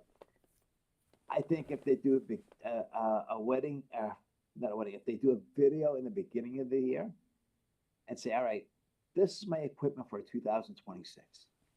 Here we go." And if something happens during the year, a piece of equipment breaks or whatever, say, maybe they could do another gig log and say, "Listen, this piece of equipment happened to crap the bucket on me, so I had to pick up this piece of equipment, and here's what we're rocking with now." But there's a bunch of DJs. This is what we're rocking with this week. And that's the same thing you rocked with last week. I mean, that first 10, 15, 20 minutes of the show, the show might be only 30 minutes long, but for the first 15 to 17 minutes, we're talking about all their equipment that they rocked with. That's it.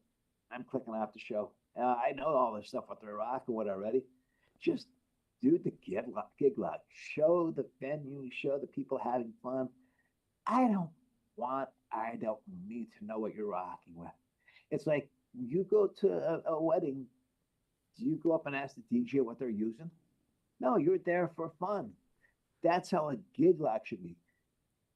You're tuning in for fun. You're tuning in to see the people having a good time. You're not tuning in to have the DJ say the same stuff every week what they're using. I've never went to a wedding and went up to the DJ and say, "Hey, what are you rocking with tonight?" No, I sit back, And I can't say I never made a comment. There was one wedding I went to, and I did go up to the DJ, and I told them they have a problem with their speakers. There was it wasn't a hiss like the Exitons are supposedly having, but it was this ear-piercing noise. And I went up to them, and I'm like, "Oh my God, where's your controller? Where's your mixer? Where's this?" All they had is a laptop, a wire coming out, wire going into this one box, and two XLR cables coming out and going into two EV speakers, and that was it. And I'm like, I think we have bad wires somewhere. And then, they started doing sets of music, and the guy did a set from the 80s, and I went up to him, I said, this sign is from the 80s. He said, "Oh, yeah, it is." I said, "No, this was released in 1994. And they're like, "No, it wasn't." I'm like, "Here it is on my phone. Release date 1994. I'm like, "Oh, sugar." I said, the guy's like, "How do you know all this stuff?" I said, "Well, I DJ too." I said, I don't play sets. I do play sets, but I don't announce them. We're doing an 80 set. We're doing a 70 set. I said, just play the music. You're going to make out better that way. I never heard these DJs before. I never seen them after that either. So I don't know. Some guys get in it. They think it's a lot easier than what it is. Until they have to sit down and start doing paperwork and talking to people. And they find out how hard DJing actually is. All the stuff that's behind the scenes that people don't see. I know, there you should have played my song on that one. That was a good rant. Yeah, because I was trying to read the chat, and then too, I don't want you to dip on me like you did last time. No, I wouldn't dip by you.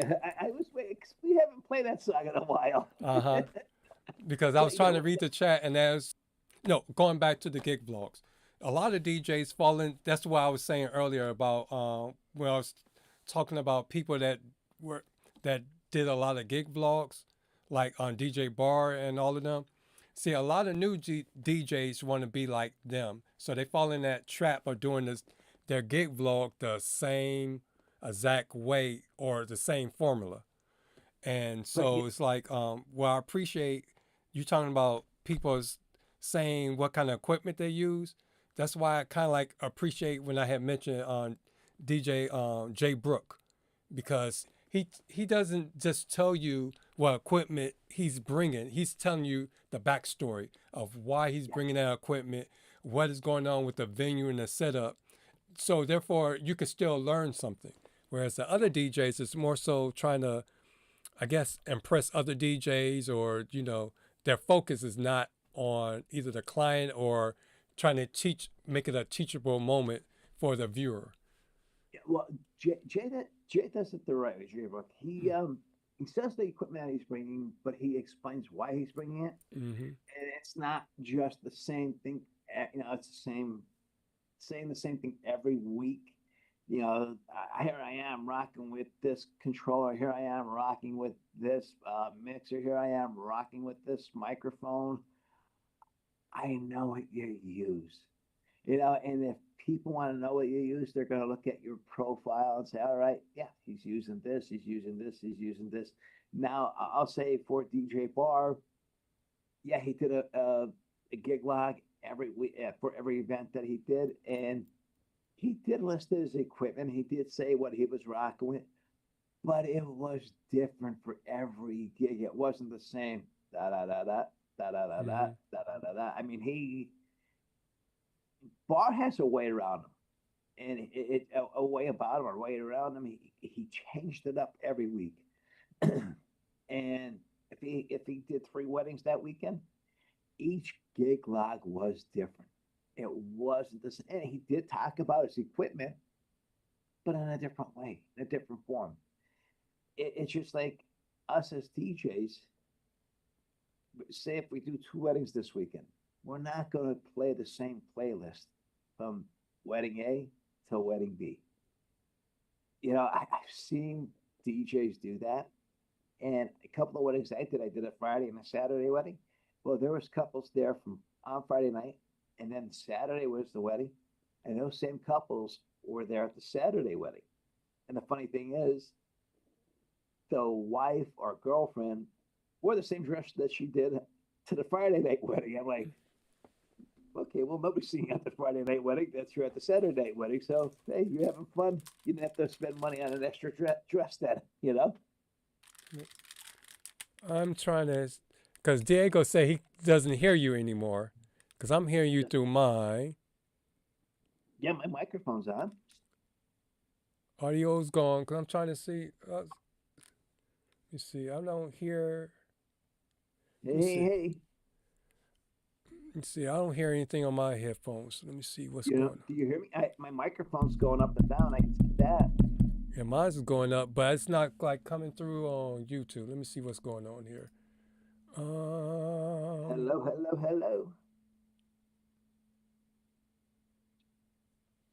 Right. Can you hear Either me? if you have like okay, I hear that. Let me see. Is it off here? Hey, Dwayne, how you doing, man? Because I hear you. Let me go back and pull it up on my computer. See if I hear it live. Hey. Yeah, because before you came on, it's like my Zoom cut off. And then when we started the show, I didn't unmute myself. So let me see. Do I hear myself on here? All right, so yeah, so Cool Thing say he can hear you. Let me see. All right, cool thing. As long as you can hear me, buddy. Pretty boy, you can't And hear me? then and when we started the show, yeah, I can hear myself. But I couldn't hear. Do I hear myself on? With this, Yeah, I heard you. Pretty boy says he can't hear any of them. I guess he can't hear either one of us. Pretty boy. You hear this? Want to know what you yeah, I can hear it. Get your profiles, Yes. all right. So I can hear it. So I don't know. Maybe it's on just on his end. Yeah, I because checked my microphone, and my microphone said you can see the microphone going up and down, so I know I'm good there. It's not going into the red or anything, so that's another good thing. yeah, you have to turn the volume up. Oh, he's telling Diego he has to turn his volume up. I know they was talking about earbuds earlier. Maybe they have to recharge their earbuds. Well, I'll tell you, we have a bunch of great people in the chat. I mean, they're here week in and week out with us. I mean, they're amazing DJs, friends. God bless you guys. Thank you for joining us. And Pretty Boy and Shay, we both start at the same time, so we can't join your show, but I know me and Dwayne definitely watch your show, and I share it on basically all the same platforms I share our show on also, and I share Brian S. Red's shows. I mean, I share everything Brian does. I love the guy. He's more than an inspiration to me. He's just, I can't even explain how. Not the big thing was influencer. He's more than an influencer. He's an inspiration. He should be an inspiration to basically every DJ that's out there playing. Because this guy, he's phenomenal. God bless him. And DJ J Brennan too. He's a hell of a great guy. Buddy, great guy. There's so many great people that have, I'll say the word, influenced me over the course of 20 plus years, and that are still influencing me. And I think that's why I'm still going, because I haven't seen these guys saying, I'm doing this, I'm doing that. Like, yeah, I think I could still do that. I think I could still do this. And thank God for my son. If it wasn't for him, I wouldn't be able to do that or this, But before we move on, let me make sure I read, because some of these chats were specific, comments was specific to Nick. Let me see before we move on. Because I know the Shuffle Couple said they play about 1:30 of a song. I usually play like verse, chorus, second verse, and I start mixing out on the second chorus. Well, what I do here, and I asked the couple right up front. The first meeting I have with them, do you want quick mixing? No. Every meeting I have, nope. We don't want no quick mixing. we want to hear a song from point A to point Z. I said, but do you realize it has, say the song's 4 minutes long, it has a 27-second intro and it has like a 47-second outro. So it's only a 3-minute song, really. But you want me to play that minute of just, I'll say, goofy music. Oh, yeah. Yeah, we love that. Like, okay. Yeah, so as the course of the night's going on, and they're starting to get a little tipsy, after they start getting tipsy, that's when I start quick mixing. But it's not 30, 40 seconds of the song. It's like Dad said, a minute and a half, and then you can get out of it. Like I said, Mick said he's doing sometimes 300, 400, 500, 600 songs in the set. It's like, how could you do that? Like there's no in my book, there's no possible way. It's just, again, certain songs you should a quick mix out of. Then there are songs that you have to quick mix out of. There's no way of saying buts about it because it's very repetitive. It's just like, all right, get out of here. Basically, it goes back to what they're doing on the dance floor, because if they groove into the song, then I'm not gonna just quick mix out a lot of times. Well, I'll say the ones on the cha-cha slide to the left, right? I loop that, and it's so funny. Yeah, to the left, to the left, to the left, to the left, to the left. And the people are basically up against the wall. They're like, then they realize that it's a loop playing back and forth, and then I just boom out of it. I let them go. I let them keep going to the left until they have no other place to go already. And then Cool Thing says he plays 100% of the full song. I like playing the song the way the artist intended. And then DJ Pretty Boy has said, we use the same that every event, no need to run it piece by piece, just a general run through. And then Buddy says, trance have songs that are 5 or 6 minutes long. They take you on a journey. And then he went on to say, if you're too fast in the mix, you confuse people. Yes, buddy, you're correct there, buddy. And then DJ Pretty Boy went on to say, it's all about the song choices. There are songs for every style of DJing. Yep. Hey, Mike, I can't hear. Okay, we went through that. And then Buddy has said, next time they can't hear you, everybody's supposed to take a drink. They're playing the drinking game. Well, I see Buddy mentioned something about, it looks like he has a little sticker up there for Lent. I gave that up. See what he keeps on mentioning? Okay. I gave up mentioning that to Buddy. Okay.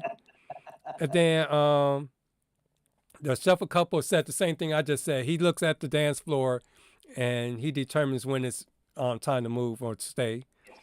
That's one of the reasons I like to play like, especially in this area, polkas are a big thing. But the younger generation, they don't want to hear them. But you have older couples there that still like a polka.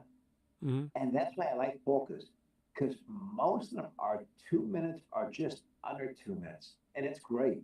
I mean, it's like, boom, it's quick mixing at its finest, actually. Yeah, we get mixed things about your audio, because Buddy has said it was low. Kelvin has said it sounds bad compared to mine, but then Cool Thing says he can hear you loud and clear. I'm looking at it here, and it's not hitting the yellow. I just dropped my mouse. It just barely hit the yellow. I don't like to go any higher than that, but I could if I have to.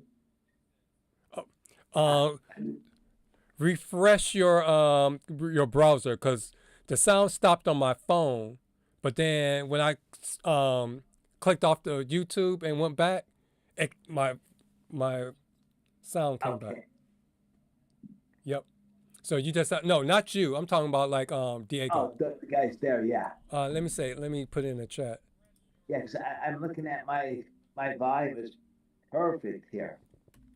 If you can't hear the show, try refreshing. Refreshing YouTube. And there was a comment I was going to say. All right, Kevin said, people here are full song lovers. Yep. Yeah, definitely. And then Diego, DJ Pretty Boy said, Nick be playing TikTok versions of the songs. Yep. Yeah. And Buddy said, I run 80% of most songs. You have good music, people enjoy it. All right. I got behind in my things. I thought all right, and then Pretty Boy said that the audio's good now. Yeah, that was good now. Yep. Yeah, I'm looking at my settings here. I'm just barely hitting yellow, and that's why I like that. I don't like to run it really loud. Yep, and then that's what Buddy also said too. You should be watching the dance floor. Yeah, oh yeah, definitely. I mean, the thing is, once you see people starting to vacate the dance floor, that's when you know you went too far. Mm-hmm. Once they're leaving, you're gone a little too far into the song, and unless you have a great song coming on after that, and you can mix it in right then to pull them back onto the dance floor, sometimes you'll lose them for a couple songs, you know. But then you got to think too. You look at weddings today, and the younger people that are coming to weddings are basically the people in the bridal party, and there might be one table that is of the couple's age group. And then all the other tables are people in their 40s, 50s, 60s, and can't expect them to dance all night. There's no possible way. I say if you could get 8 to 10% of your guests out there on the dance floor, that's great. If you get 12%, 12 to 15%, you're knocking it out of the park. But I mean, usually 8 to 10%, that's a really good night. So if you have 150 people at that wedding, if you have 15 to 20 people out there, I mean, you're knocking it out of the ballpark. Believe me, because it's just it's not saying that they're an older group, but they're in their 40s, they're in their 50s. They're not spring chickens no more, you know. And it might be a Friday night wedding. Their guests worked all day Friday, and then all of a sudden they have to come to a wedding. So they're coming home from work, showering quick, and boom, going to a wedding. And if they worked an 8-hour day already, now they're gonna party to 10 o'clock at night. By 9:30, by quarter after 9, they're like, "Oh, I can't dance no more. All right, I'll go out there for a slow song, and that's it." You know, and they can't blame them because they're already exhausted. So. Because that's what I was just getting ready to say once you got finished. It's like, I've been guilty of this in the past, going and playing back to back high energy songs, and you tired out the dance floor. So it's like you gotta build and then bring and rotate. I guess you could say rotate the dance floor, maybe with a slow song or a lower energy song, because it's almost like doing aerobics. So after a while, you get tired.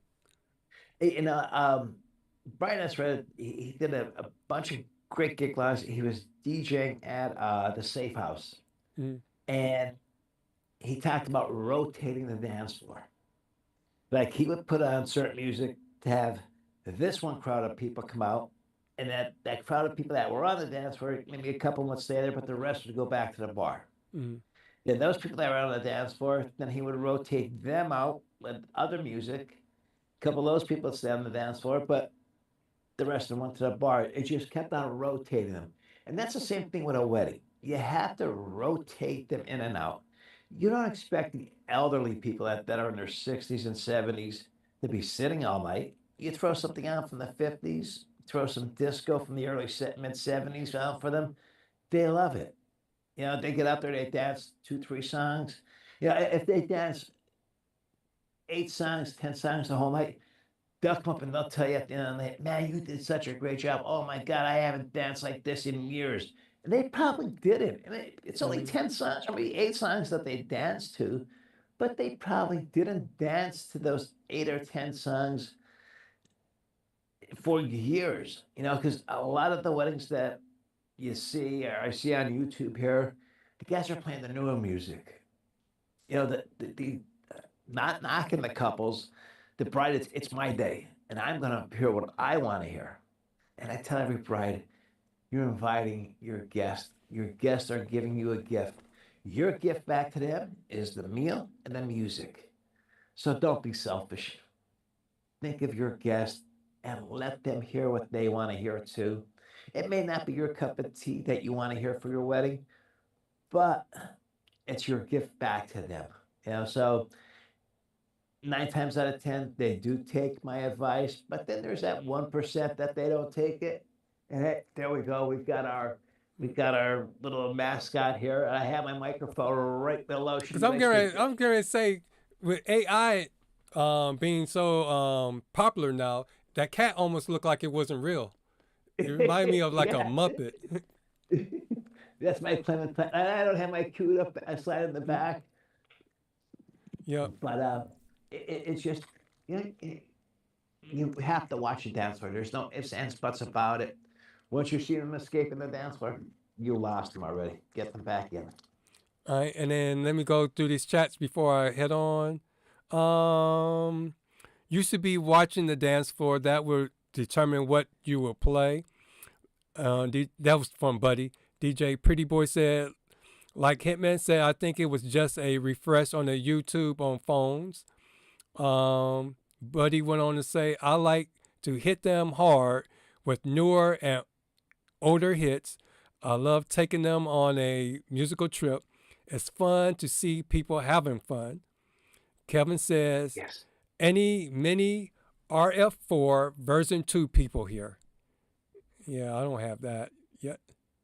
And then no, one song I love to play towards the end of the night, or like before, can't say before guests start to leave, but say that the wedding gets over at 10 o'clock, the reception gets over at 10 o'clock. Okay, come on, Tim. One song I love to play is Thank You for Being a Friend. And it's more or less a sing-along song, and the people go crazy over it. They'll all come out to the dance floor, and I'll ask the bride and groom to come out on the dance floor, and I'll say, listen, we got a special request. And not a special request, I have a special song I want to play for the bride and groom, and for everybody that's here in the room with the bride and groom. And here we go. And I put the song on, and so many people are like, oh my God, I haven't heard that song in so many years. And it's more or less, it's the bride and groom thanking all the people that come to join them for their special day. Mm-hmm. And then so, do you have any of the mini RF4s version 2? No. Like, okay, because that's what Kevin was asking. And then DJ Pretty Boy said, same happened to me a few events where older people coming up to me saying, I didn't expect you playing music this old. It was awesome. And then Buddy said, a meal, not me. I'm there for pay. So I'm not sure where that that comment came from. Yeah. I'm there for the pay too, buddy. I mean, the couple, they pay for my meal, so I'm going to enjoy my meal. I don't know where you're getting that comment from, pal. Yep, so let's move on. For Nick, I'm just going to point out that I was kind of in one of Nick's videos. It was either why wedding DJs are so cheap and how to fix it, or I'm thinking since I had the red line, I'm thinking it's wedding DJs on Wedding Wire charging less than $500. And when he went to Wedding Wire and did the filter and typed in DJs for this price range, it's like my profile was like at the top, and I was sweating bullets. I thought Nick was going to go in on me. But after watching that video, that's when I started upping my prices.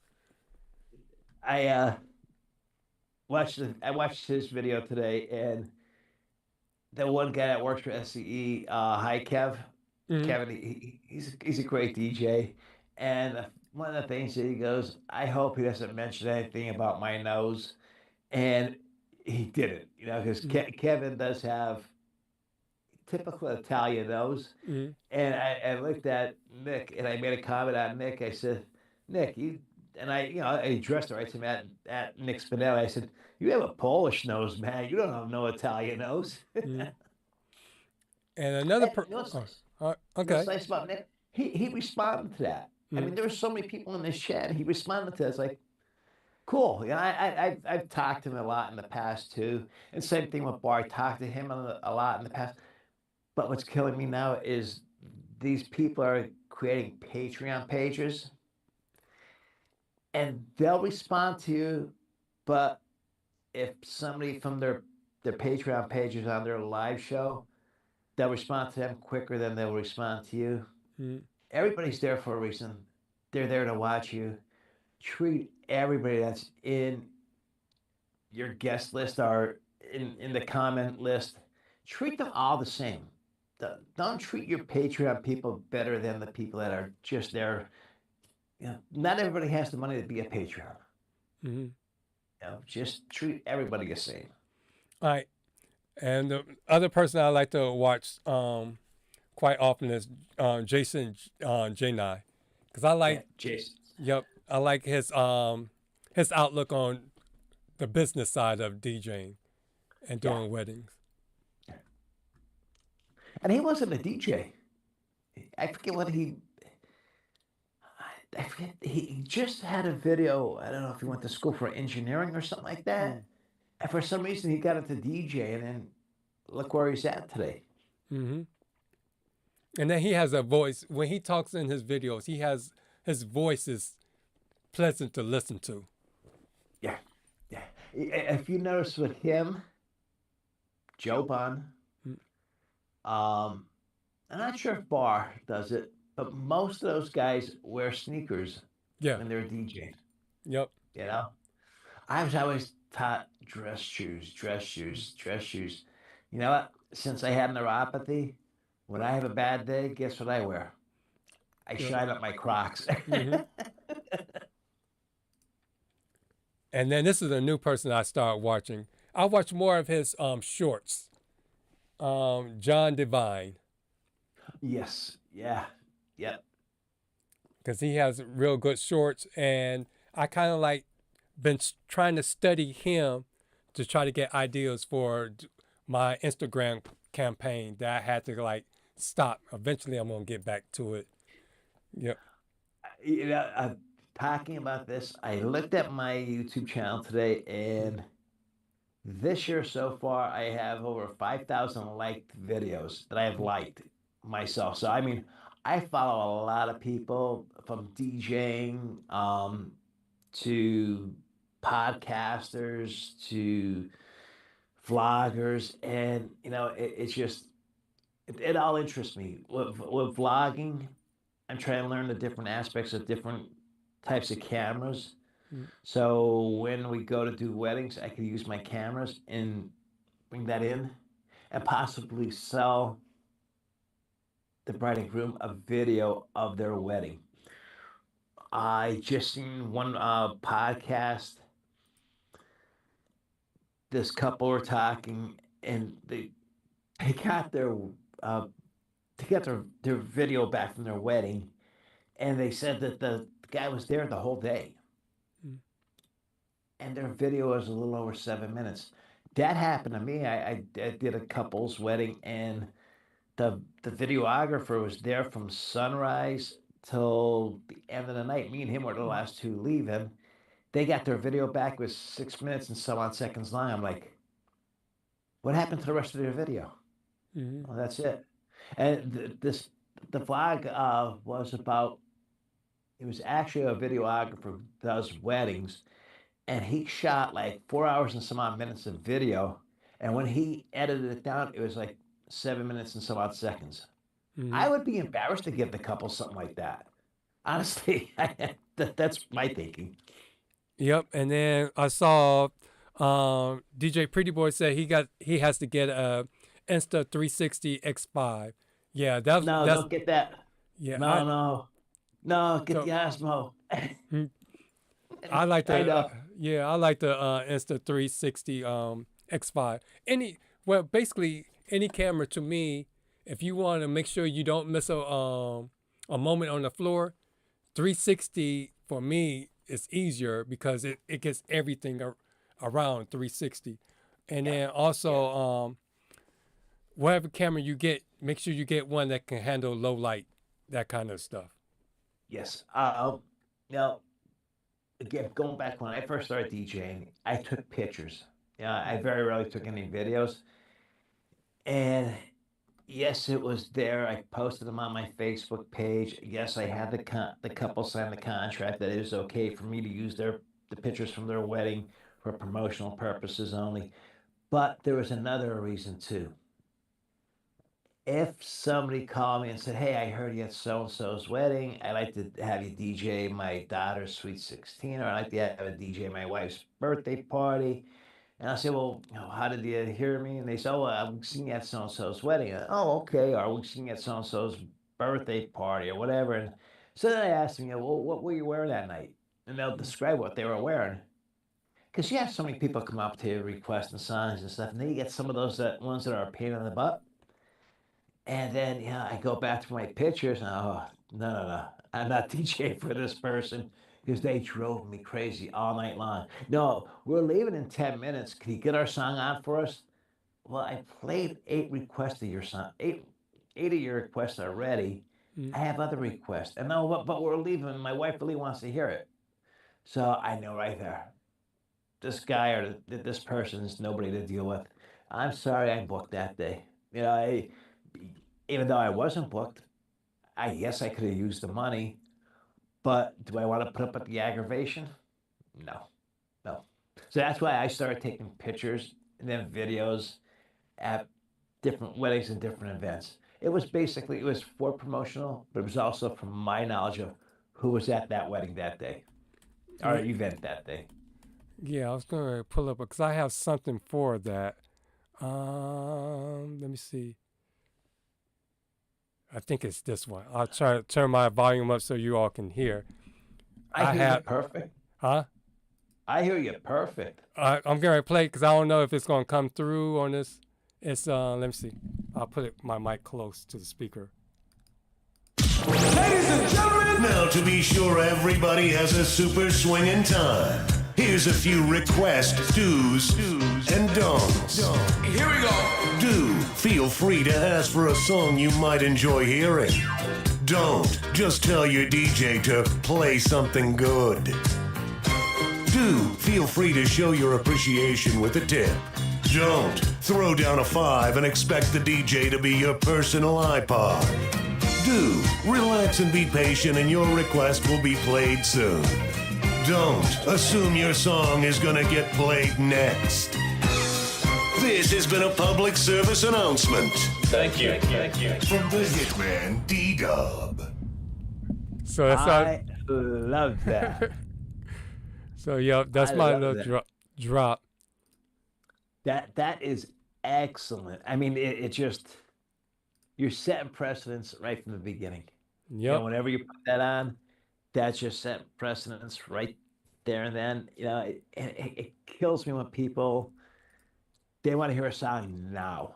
Not thinking of the people that come up and gave you a request already. They want their song played next. Sorry. Yep. I just. Yep. My bad, Pretty Boy. He said that it was loud. Pretty Boy, it wasn't that loud. I could barely hear it. I love joking around. No, that was good. That is excellent. I mean, I never even thought of coming up with like a thing like that. That is really, really cool. That's great. Maybe you have to send me that file. I'll just edit the end out.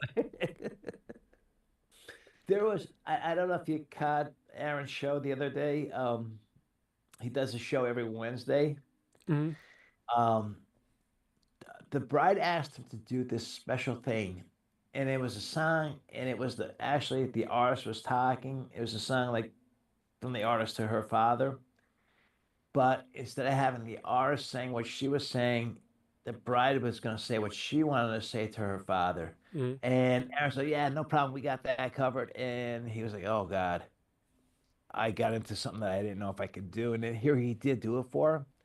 And I thought that was so awesome that this bride, you know, you have two parents, mother and a father.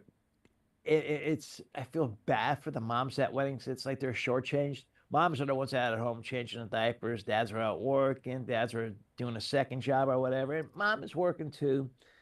But at a wedding, guess what? Mom gets pushed to the side and dad gets all the built up. But this bride honored her father by saying such this beautiful saying prior to the song coming on. And I'm like, wow, this was beautiful. And Aaron said there wasn't a dry eye in the house that night. All right, getting back to the chat. Buddy said Hunter needs a 360 camera. DJ Pretty Boy said I checked the Osmo, but didn't it didn't catch my attention. Cool Thing said I never use Insta360. I personally use a GoPro 13 Black Edition. DJ Pretty Boy said I'm trying to figure out how did he get to second place. It's like he wasn't even ranked and he got back up there. I wonder how did they do it? It's coming down the last stretch, and he's starting to catch up to. Cool Thing's our leader, right? Yep.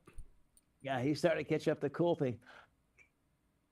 I just want to tell Pretty Boy the reason I went with DJI because basically every camera, their batteries are interchangeable. Which is great. It saves you a lot of money from buying the special charging pack or whatever and buying separate batteries for this camera or that camera. I don't know how many cameras Insta360 makes or Insta makes. I don't know if it's just one or two, but like DJI, they make the Osmo Pocket, which that doesn't have a battery. That just charges by itself. But they have the the Insta360. They have the Osmo 360. They have the Action 4, 5, and 6. All the batteries are interchangeable with all of them. So that's one thing that saves you money. And then also on the backs of their cameras, that's where all your settings are. From 4, 5, and 6, and basically every single one of their cameras, their settings are the same. It's just the same workflow for everything. So it makes it easier if you're bouncing from, say you're doing the what do you call it, the ceremony. You're using the Pocket 3 because you could focus in better. You have that field, the depth of field there. It's a better quality picture, and then you're going into doing the ceremony. So now you have your Pocket 5 not Pocket 5, the Action 5 or Action 6 setup. You may have two cameras. You have them set up so you can capture two different angles. And again, the quality of the camera is great, but the settings, everything's the same on the back as with the Pocket 3. So it's just like you have the same workflow. And muscle memory takes over. It's just boom, okay, I know what I got to do. Boom, I know what I got to do on this camera, that camera. Place them up. You're done. Yeah, I see our timekeeper has been slacking the last month or so. Buddy, because I can't believe what are you doing? We're going to come on up. Yeah, we're going to hit 3 hours in a few minutes. So let me go. He's eating a chili dog. Yeah, let me go ahead and finish up. DJ Pretty Boy says I always forget to hit record at times, or at the end I always forget to record when people come to me for praise. Or just after math content. Pretty boy, I am guilty of that too, especially when I'm doing introductions. I'm like, oh man, I forgot to hit record. Yeah. You know? And that's why I like about the 360, and I have it close to an outlet. So therefore, I just keep mine plugged in so I don't have to worry about the batteries. That's the one thing that's wonderful with the 360. You plug that in, that could just keep going and going and going and going. Yep. And then also I have bought like extra batteries if I can't do that. And this is a rechargeable case. So I keep this plugged in and I just swap out batteries. Yeah. And keep it going. I'm glad you got yours back. You're doing great with it. You're going to be filming more content this wedding season. Mm. It's amazing how you could reach people, and when they see you DJing and they see it's not just you DJing, but they see the reaction of the crowd and how they're dancing. That means more to them than seeing you DJ. They're seeing how your crowd is reacting to you DJing. That says it right there. They're not worried if you're quick mixing or if you're using this effect or that effect. There might be some couples that do, but most of the time they're looking at the crowd. They're looking at their reaction to what you're playing and how you're playing it. Yep. And then it was DJ Pretty Boy. Oh, DJ Pretty Boy said sometimes the unexpected things are what makes the wedding even better if we are able to execute it perfectly. Buddy went on to say, I have had brides dance with their mothers. I have that done too. Yeah, I have that done too. Yeah, pretty much. Yeah, there's sometimes something that does happen at a wedding that's unexpected. Like I had a guy strip down to his boxers because he liked to hear the song "Too Sexy for My Shirt." And next thing you know, he's up on the table, right down. But thank God the venue manager came out and said, "Would you kindly please pull up your pants and please put your shirt back on?" And he's like, "Why? It's no big deal. I have my T-shirt off." But here in Pennsylvania, if you show your nipples, it's a no. That's against the law. You know, I mean, if you're at a beach, wherever, if you're walking the streets, you can take off your top. Doesn't matter. But if you're inside a venue, you're breaking the law. It's just like a female dancing topless. So you got to cover up certain sections of your body, or it's illegal. So he put his T-shirt back on and he kept on dancing, you know? Yep. So the top question right now is, what do they get for coming in first, second, and third and all that? So, because we had mentioned it either last week or the week before. It was like the week before when we started. I think that was the first week Kevin wasn't here, where since our anniversary is coming up of our show in April, we were thinking about having a special prize for someone. So we're still trying to think of what would be a good prize where we can get it to you all, hopefully digitally. So it's easier to do that as opposed to trying to mail something. Digitally, I could say what we could do for them, and this is probably one of the best things we could give them, honestly. Have them as a guest on our show. Look at all the attractions they're gonna get. I'm just joking. No, we're gonna give these guys something nice. I was joking around with a cool thing. I said that we'll send them Dunkin' coffees, you know. So, but no, cool thing. Whoever comes in first, we're gonna get you something nice, something you could use. You know, it might be a gift card that you could put it towards something. I think that would probably be the best way, you know? Yep. So but it's not just a one-time off kind of thing. It's like, who's been coming in, you know, a certain area. Because I don't know if we should just have them be in a drawing. If you come in, you know, a certain time slot, that automatically puts you in the drawing, or do like the NBA ping, you know, the ping pong ball things. Yeah, or do it like the college playoffs. You know, you gotta boom, boom, boom, boom. Yeah, I mean, if you come in first that week, you think you're the winner. No, we're gonna average it out and say, okay, you came in first. Say we're gonna do it out of the last 10 weeks. Well, you only came in first that last week. Well, no, you're not the winner. Mm-hmm. This person came in first so many other times before, so that person's actually the winner. Yeah, or something. We'll think of something. Yeah. And it'll be one of those things where we'll announce it on the show. So it'll still be one of those things where everyone will get a chance to still be in it, because Pretty Boy did make he did point it out that they're not here at 9 o'clock, so they come in with an unfair advantage. Honestly, you know who the two winners are from this? Me and you. Because they're coming in and they're posting all these comments and they're asking questions. We are the true winners. We all are true winners. But speaking about that, make sure, because I guess I haven't been saying it, but once you had mentioned it or Dan mentioned it in the comments, I noticed that's when we get our likes. So make sure you liking our video if you haven't liked it so far. And then make sure you subscribe to the channel if you're visiting here and haven't subscribed yet. And also subscribe to DJ Mikey Mike.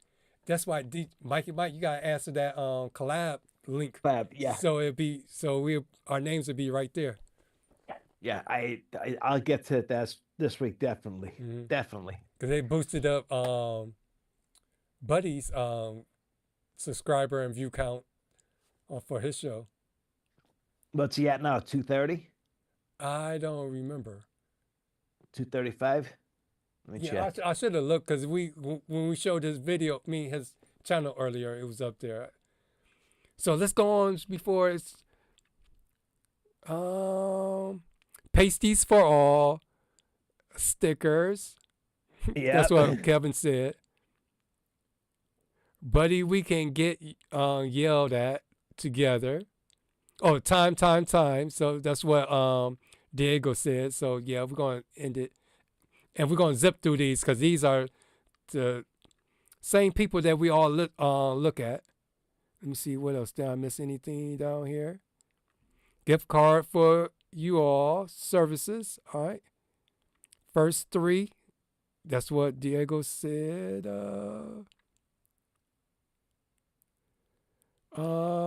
Kevin said they'll guest at one of your events, but he says, I want Kevin to come DJ for me. I can get him gigs. And wow, Buddy's up to 282. I hate to interrupt you. Buddy, way to go, pal. Mm-hmm. And then Diego said it better be announced after 10. Yep, we're gonna make it a big thing. We're not gonna. It'll be like one of those, the last things once, because we know we kind of like fill our, it's basically our filler hour from 9 to 10. Well, and then we wait for everybody from start to spin to come over before we get into it. I thought we were gonna do it like at 8:58. So everybody leaves their show to come over to our show to see who the winner is. Yep. But knowing me, I'll probably be rushing back to the house trying to get everything together. So earlier doesn't help me. No, I know. All right. If you don't like the videos or no subs, you can't win. All right, yeah, Diego was saying, if you don't like the video or subs, you can't win. You're disqualified. And then Cool Thing says he's at 251 subs right now. And then Buddy says good night. I'm surprised, because Buddy's usually the night owl. So yeah. Yep, we get ready to start. We got 6 people, 5 thumbs up. Who did not give us a thumb up? Come on, man. But real quick, some of the other videos, YouTubers I watch DJ Envision. He's good with doing school dances. And he started doing what I do. So Dan was asking about seeing me mix. I have some mixing videos up there where I did a whole set. And what I try to do is, as opposed to just, me mixing, I'm also giving commentary, like actual commentary that you can see on the screen. So you're seeing what I'm thinking about as I go through my night and why I'm picking the song and all that. Even when the song doesn't work, you can see why I picked this song, what I was thinking, and then you can see what I'm thinking about as I try to regain the dance floor. And then we have I Am DJ Fox. I watch his. He has a lot of. I watch him more so for his Instagram shorts to get ideas of how to put mines together. And then he has one of those DJing kind of help series, like I think Jason Janai has one, or Phil from Digital DJ Tips.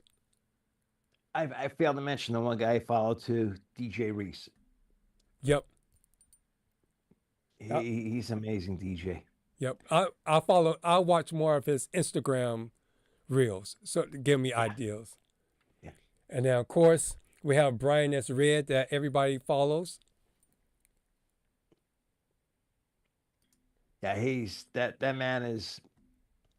He's not an influencer. He's beyond an influencer. He's an inspiration. He should be an inspiration to every DJ that's out there. And then we have the Shuffle Couple. I just started watching them. I like their gig vlogs. They have a new twist on doing gig vlogs. So that's why they're great. Yep. And they're just fun people. So yeah. Like them. And then of course we have DJ Rick Webb. I was following him when he was still in Ohio, from Ohio University, near that campus. And then last but not least, another GOAT, another OG, DJ Barr. God, yeah. He again, he's more than an influencer. He's an inspiration too. I mean, he was a club DJ.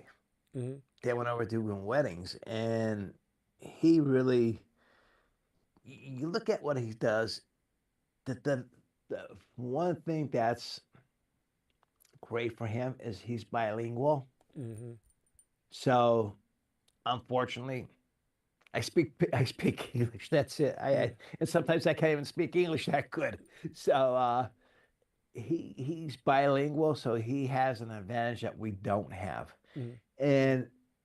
But he doesn't talk about that. He doesn't pat himself on the back saying, "Hey, I'm a bilingual DJ, and I'm getting more gigs because I'm bilingual." I've never heard him say that. Mm-hmm.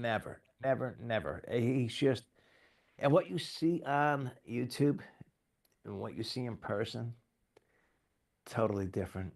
Totally different. He is a very quiet person. Mm-hmm. Very quiet. And Buddy said no after party. So y'all basically got an after party, if you really think about it. I got here late, so we got a little after party here right now. Yep. So let's time for our shout outs. And we have our new Facebook group member, Nunu R, DJ Nunu R. He was heavy in our chat last week. I'd like to welcome him to the group. Then also speaking about our last week, I didn't know when you edit your live stream, it erases the live chat. Yeah. Oh yeah. I didn't know that until after I did it, because you remember we had the you wasn't there yet, but we had a technical difficulty thing going on, and so it was like a minute, almost 2 minutes of it. So I thought I can just erase it. So when they clicked on the link, the video start right on up, and they didn't have to look at all the other stuff, and it took its stuff off. It clears out the whole history. But I did look at who the winners were before I did that, and so the winners from last week was DJ Nunu R. He came in first. Buddy was second, and then DJ James King was third. So is James here tonight? I didn't see him in the chat. Now, unless he was one of the many people that were here and just didn't comment. Yeah. And then, if you haven't joined us already on Facebook, you can join our Facebook group page. Either join the public group or the private group. Just type in the Cue It Up DJ podcast in the browser, in the search browser, and then click on the link. Also, you can follow DJ Mikey Mike on all his socials at DJ Mikey Mike on Twitter and Facebook, and at DJ Mikey Mike 45 on his Instagram. And you can follow me on all of my socials at hitmanddub. And then we have this thing called the DJ Collective Network, where it's one culture and many voices. Welcome to our primetime DJ lineup, a weekly schedule of live stream shows built for DJs by DJs. So to start us off, we have on Mondays live with DJ Cool Things. So for every DJ chasing dreams, no matter the odds, it's your time to spin with DJ Cool Thing. And me and Mikey Mike will be his guest next week, because this week's show it started off with DJ Reflex and then it ended with the Shuffle Couple. And then on Tuesdays, we have the DJ Roundtable with Buddy at 9 o'clock p.m. Eastern Standard Time on Twitch, where Buddy and his weekly guests, a panel of DJs, join Buddy and his weekly panel of DJs for unfiltered conversations that matter. It's the DJ Roundtable. And if you missed the live stream show, you can catch the rebroadcast every Monday at 1 o'clock on Buddy's YouTube channel at TBM Productions DJ1. And then we still have the Biz School up there. So if you want to learn about CEOs and marketing and branding, you can watch DJ Night Owl's videos. And when he's not doing his videos, he's selling his photo booth. So if you're looking to add some serious wow factor to your events, check out the beta booth from Photo Booth Direct Club. It's got upgraded lighting and wiring and mirrored faceplates that guests loves. And you can get it for a discount price by using our Cue It Up discount code. He also has the video guest book called The Sigma out in black, red, and white. And then on Thursdays nights, it's the busiest nights of the week. You have the Cue It Up DJ podcast with me, the Hitman D-Dub, and DJ Mikey Mike at 9 o'clock p.m. Eastern Standard Time on my YouTube channel at the Hitman D-Dub. Then also, you have the Start to Spin crew. Their podcast starts at 9 o'clock Eastern Standard Time as well and goes from 9 to 10. And it features DJ Pretty Boy and DJ Shay.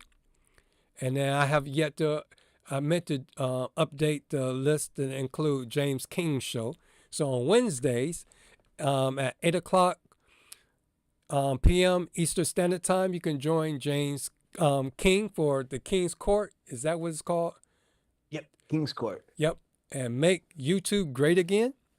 And he usually has special guests on. So it's usually like 8 to 9 is him by himself, and it's the chat. And the chat is real busy. And then at 9 o'clock, he usually have his guests, his weekly guests. I don't want to interrupt you. I mean, with James, it's a great show because, again, we're at all different levels of DJing, and so is he.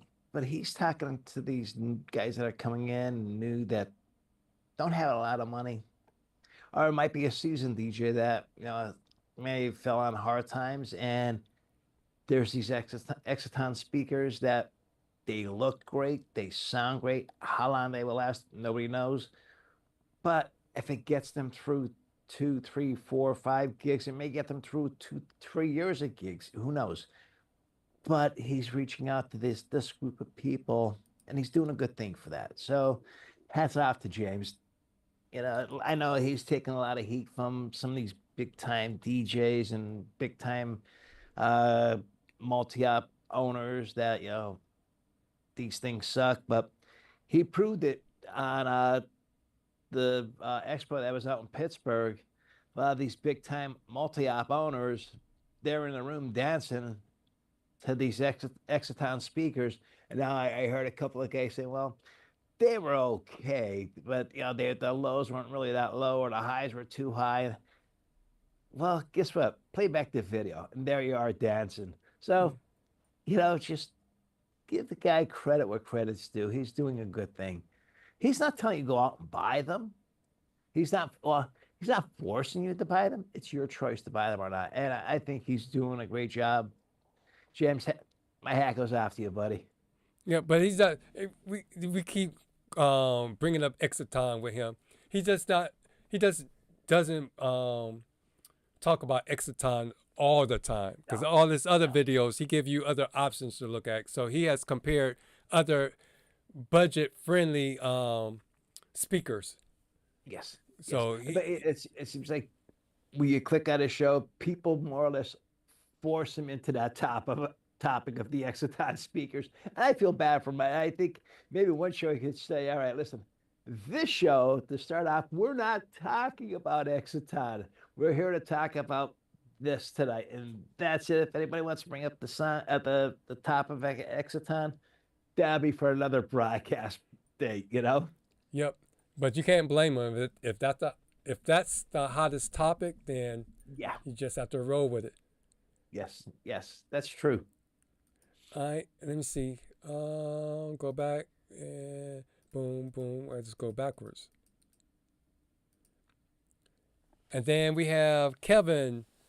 DJ K, and you can see him on the KJ Chill Room karaoke chat on DJing TV with Matt and Eric, and you can join them every Monday at 7 o'clock p.m. Eastern Standard Time by just going to djntv.com/KJ Chill. And then we have We Create the Vibes podcast with @_DJ Reese _ and he talks about DJing in the corporate events. But he's heavy on where he's lacking in like a podcast show on a regular basis. He's very active in doing YouTube, Instagram Reels. Yeah, he's popping up on my Instagram continuously. Mm-hmm. All day, every day. So he be on it. Yes. So make sure to like, share, and subscribe to our channels. Buddy's still here. I thought he said he was going before. Buddy, I'm glad you're still here, pal. And then our fade out message tonight is success leaves clues. So make sure you go and study the people that you want to try to be. You can easily find them on YouTube now. But finding them, make sure it's okay to borrow. But make sure you borrow their ideas or their style and then flipping it and making it yourself and not trying to be them and copy them, blow for blow. Don't try to duplicate somebody. You are yourself. They are themselves. You could copy them to a certain degree, but you're still yourself. And if you try to mimic them, guess what? You're going to end up belly flopping. So be who you are. They take away from them what you could twist into your own. So you could be your own guy, our own woman. Yep, and one last quick run through the chat before we head on out. All right, so I always enjoy your... So,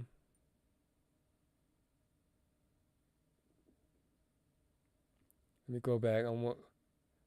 So, DJ Pretty Boy says, Envision is great for schools. And then Buddy says, they are great. And no after party. I was like, this is the after party when you think about it. And then that's what DJ Pretty Boy said. The third hour was the after party. Yeah. And then he was saying the same thing too. No James. And then DJ Cool Thing says, I always enjoy your show. And then thanks, Cool Thing. And then Pretty Boy responded, make sure you guys eat before the show. I know that's what my stomach's growling like what. And Buddy I did says, have a good dinner today. I'll say that. Then Buddy, of course, mentioned pizza. What was that? Buddy said, I gave that up for Lent. "Oh, okay." I can't bust Buddy on that. And then he said Sean needs more videos. And then he went on to say that was a fast show at start to spin. People have lost their minds over exitons. And Dwayne is going to get the 1803s. Yeah, I don't know, cause I'm liking the my Mackie Thumps, so I'm gonna go ahead and get another top, and then look at getting the subs, so I can have the cassette, the complete set. If you got the 1803s, you need 2 people on each side to handle that thing. It's like close to 100 pounds or a little over 100 pounds in a square box. That's heavy. And usually the handles are offset from center, so it might be slipping a disc in your back, or somebody else's back might be slipping a disc. And it's I don't know. Mike, could he knock something over because I'm not giving her no attention? Okay. Yeah, because I was going to say those speakers are something like Dan would go get, because he has those big EV90s. Yep. Oh God. They're big, the EV90s. Christabel, she has them, and she's actually EV sponsors her, so I don't know if they give them to her or they loan them to her for a show, but her husband does all her setup. But he's a strong guy. He's a retired fireman, so he's used to handling 90 to 100 pounds, and she's an amazing, amazing DJ. She doesn't have a YouTube channel, but she does have a Facebook channel. Check her out. I mean, she used to be a Jets cheerleader. How I found out about her is my cousin, who used to be a Jets cheerleader also. I seen that she was friends with my cousin, and then she sent me a friend's request because I'm a Jets fan and I'm a DJ. So great person, great DJ, and the place that she DJs at, it's amazing, amazing. And then real quick, Kevin says sometimes the time gets shifted, so reach out to confirm. And he said LOL. But he said how I use Exitons the next show. Okay. So that'll be our first to know what we're going to talk about before Tuesday. And then Pretty Boy says, I know I went too fast. So he must have had a typo somewhere. And then Buddy says, I was just saying good night to you guys. And he's laughing. And then he said, always make it your own. That's copying. Well, I shouldn't say copying, borrowing. Yes. Rapper, autograph rapper for the prize. Or I use gaff tape. You know, after we can give him a gaff tape ball. One big ball. And then Pretty Boy says, the 18s are not mobile friendly. You need a crane.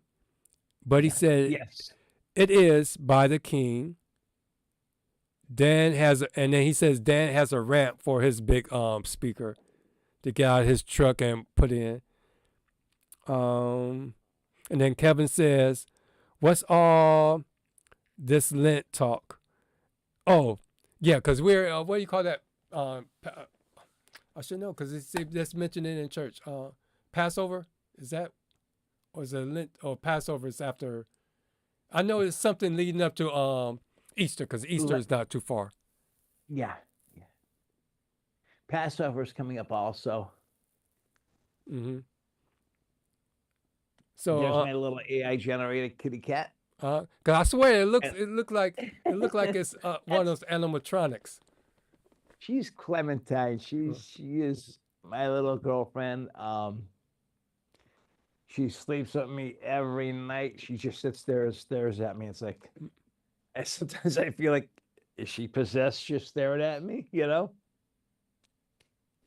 Okay. And then let's head on out. And then they was laughing about the gaffer tape.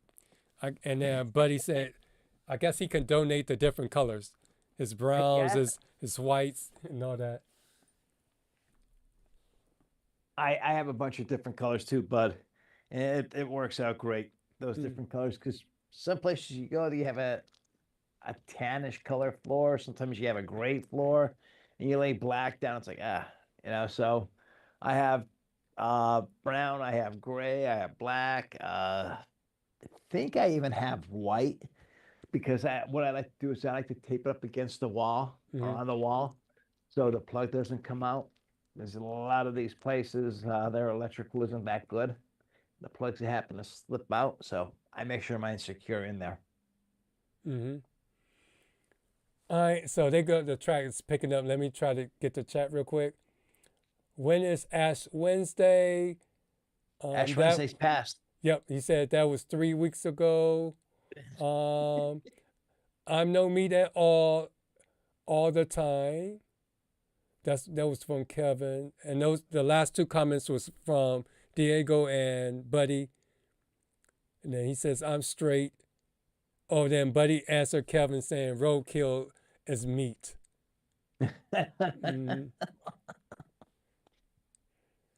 All right, so we get ready to head on out. So I'm glad you all was able to stick around. I hope you all have a great weekend. Make sure you go out there and kill those gigs. And just remember, before it's time to spin, you got to first cue it up. All right, see you all. If you don't have a gig, make sure you're practicing this weekend. Yep. Or watching some of these shows that we mentioned. Yes, definitely. Definitely. I was just thinking the same thing that Kevin was thinking. Because I was thinking deer. And then Kevin said, I only slay deer. And then Diego said, that was a good one, Kevin. Fun show. Yep. So we looking forward to next week's lineup of shows. Yes. All right. Definitely. Now, I hope this don't become a normal. Because remember, we were supposed to have did just 1 hour when we started.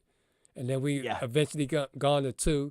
But I guess it all goes back to waiting for the Start to Spin guys to come in and it takes over.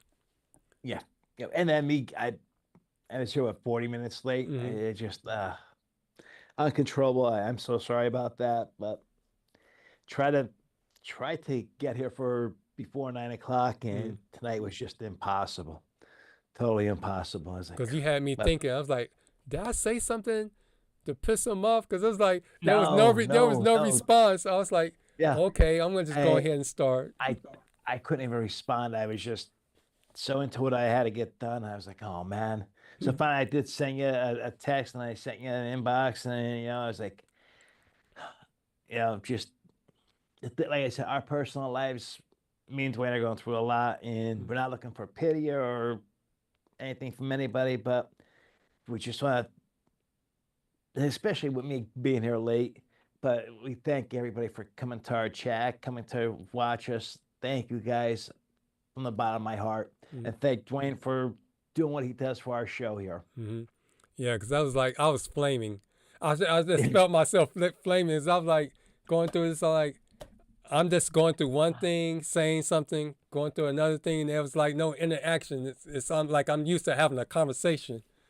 Yeah, it's so much fun when you're talking to somebody else. I mean, it's just so hard to sit and focus. And I give these vloggers 1,000% credit to look at a camera and knowing, there are people on the other side, but they're not going to see it for maybe 4 hours later, because you're going to go home and edit the video and stuff like that. But to sit there and talk to a camera, and then and then you're going back through editing and all that stuff out, and then you got to watch how you edit it, because next thing you know, it knocks off your voice from your video, so then you have to go back through everything again. So God bless all those people that do that, because it's hard to do. It is very hard to do. I watched the one lady, she's from the UK, and Terry Warfield, he's from Cleveland, Ohio, actually. And he is great. But both of them, they're great vloggers, and what they said to do, like do voiceovers, because sometimes your voice ain't gonna match what you're saying because you're doing so much editing. So basically, just do a voiceover, which is the truth. Yeah, that's what I'm going to do with the Mackie Thumps, because I use my the meta glasses. Yeah. So I can do what I had to do, but I can still get video and stuff. So let me send on out. And then Diego was thinking the same thing.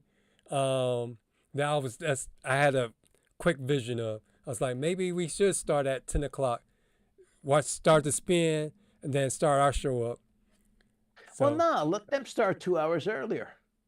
And they can be done before our show. They can come over to see our show. yeah. We're not gonna change our schedule to beef up Cutie Pie. Cutie Pie, you know we love you, buddy. Or when? What did he say? Who can get away with calling him Cutie Pie? From Pretty Boy to Cutie Pie.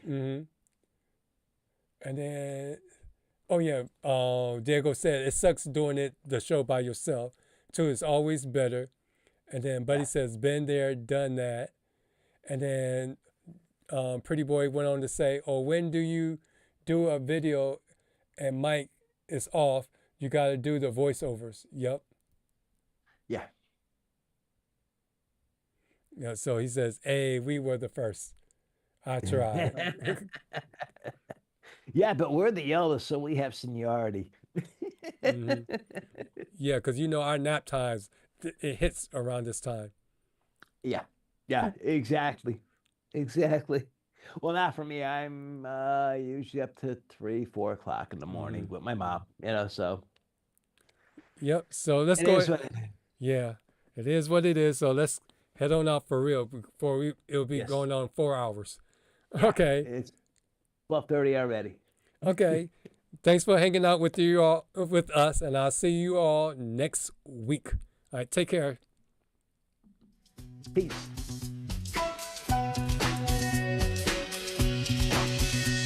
I'm a rise like the sun while the world still sleeps. Scouring the sights looking for new leads. Marathon gigs with no in between. Your worth is from a rear view they seen. They want to party, but I'm battling fatigue, chasing passion while my mental is still out on leave. It's an everyday hustle, so respect the DJ life. We make it look easy, but the pressure's tight. Cue up the pressure.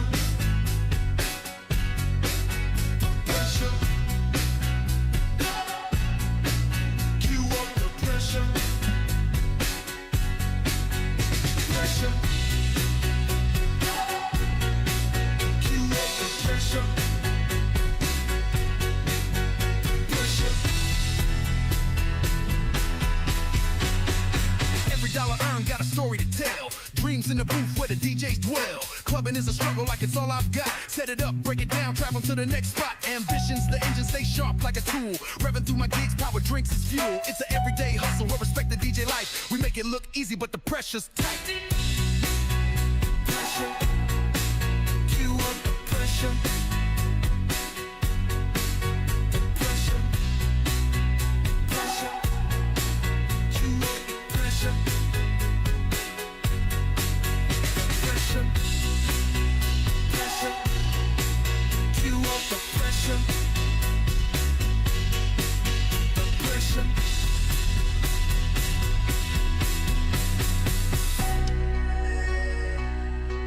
Cue up the pressure.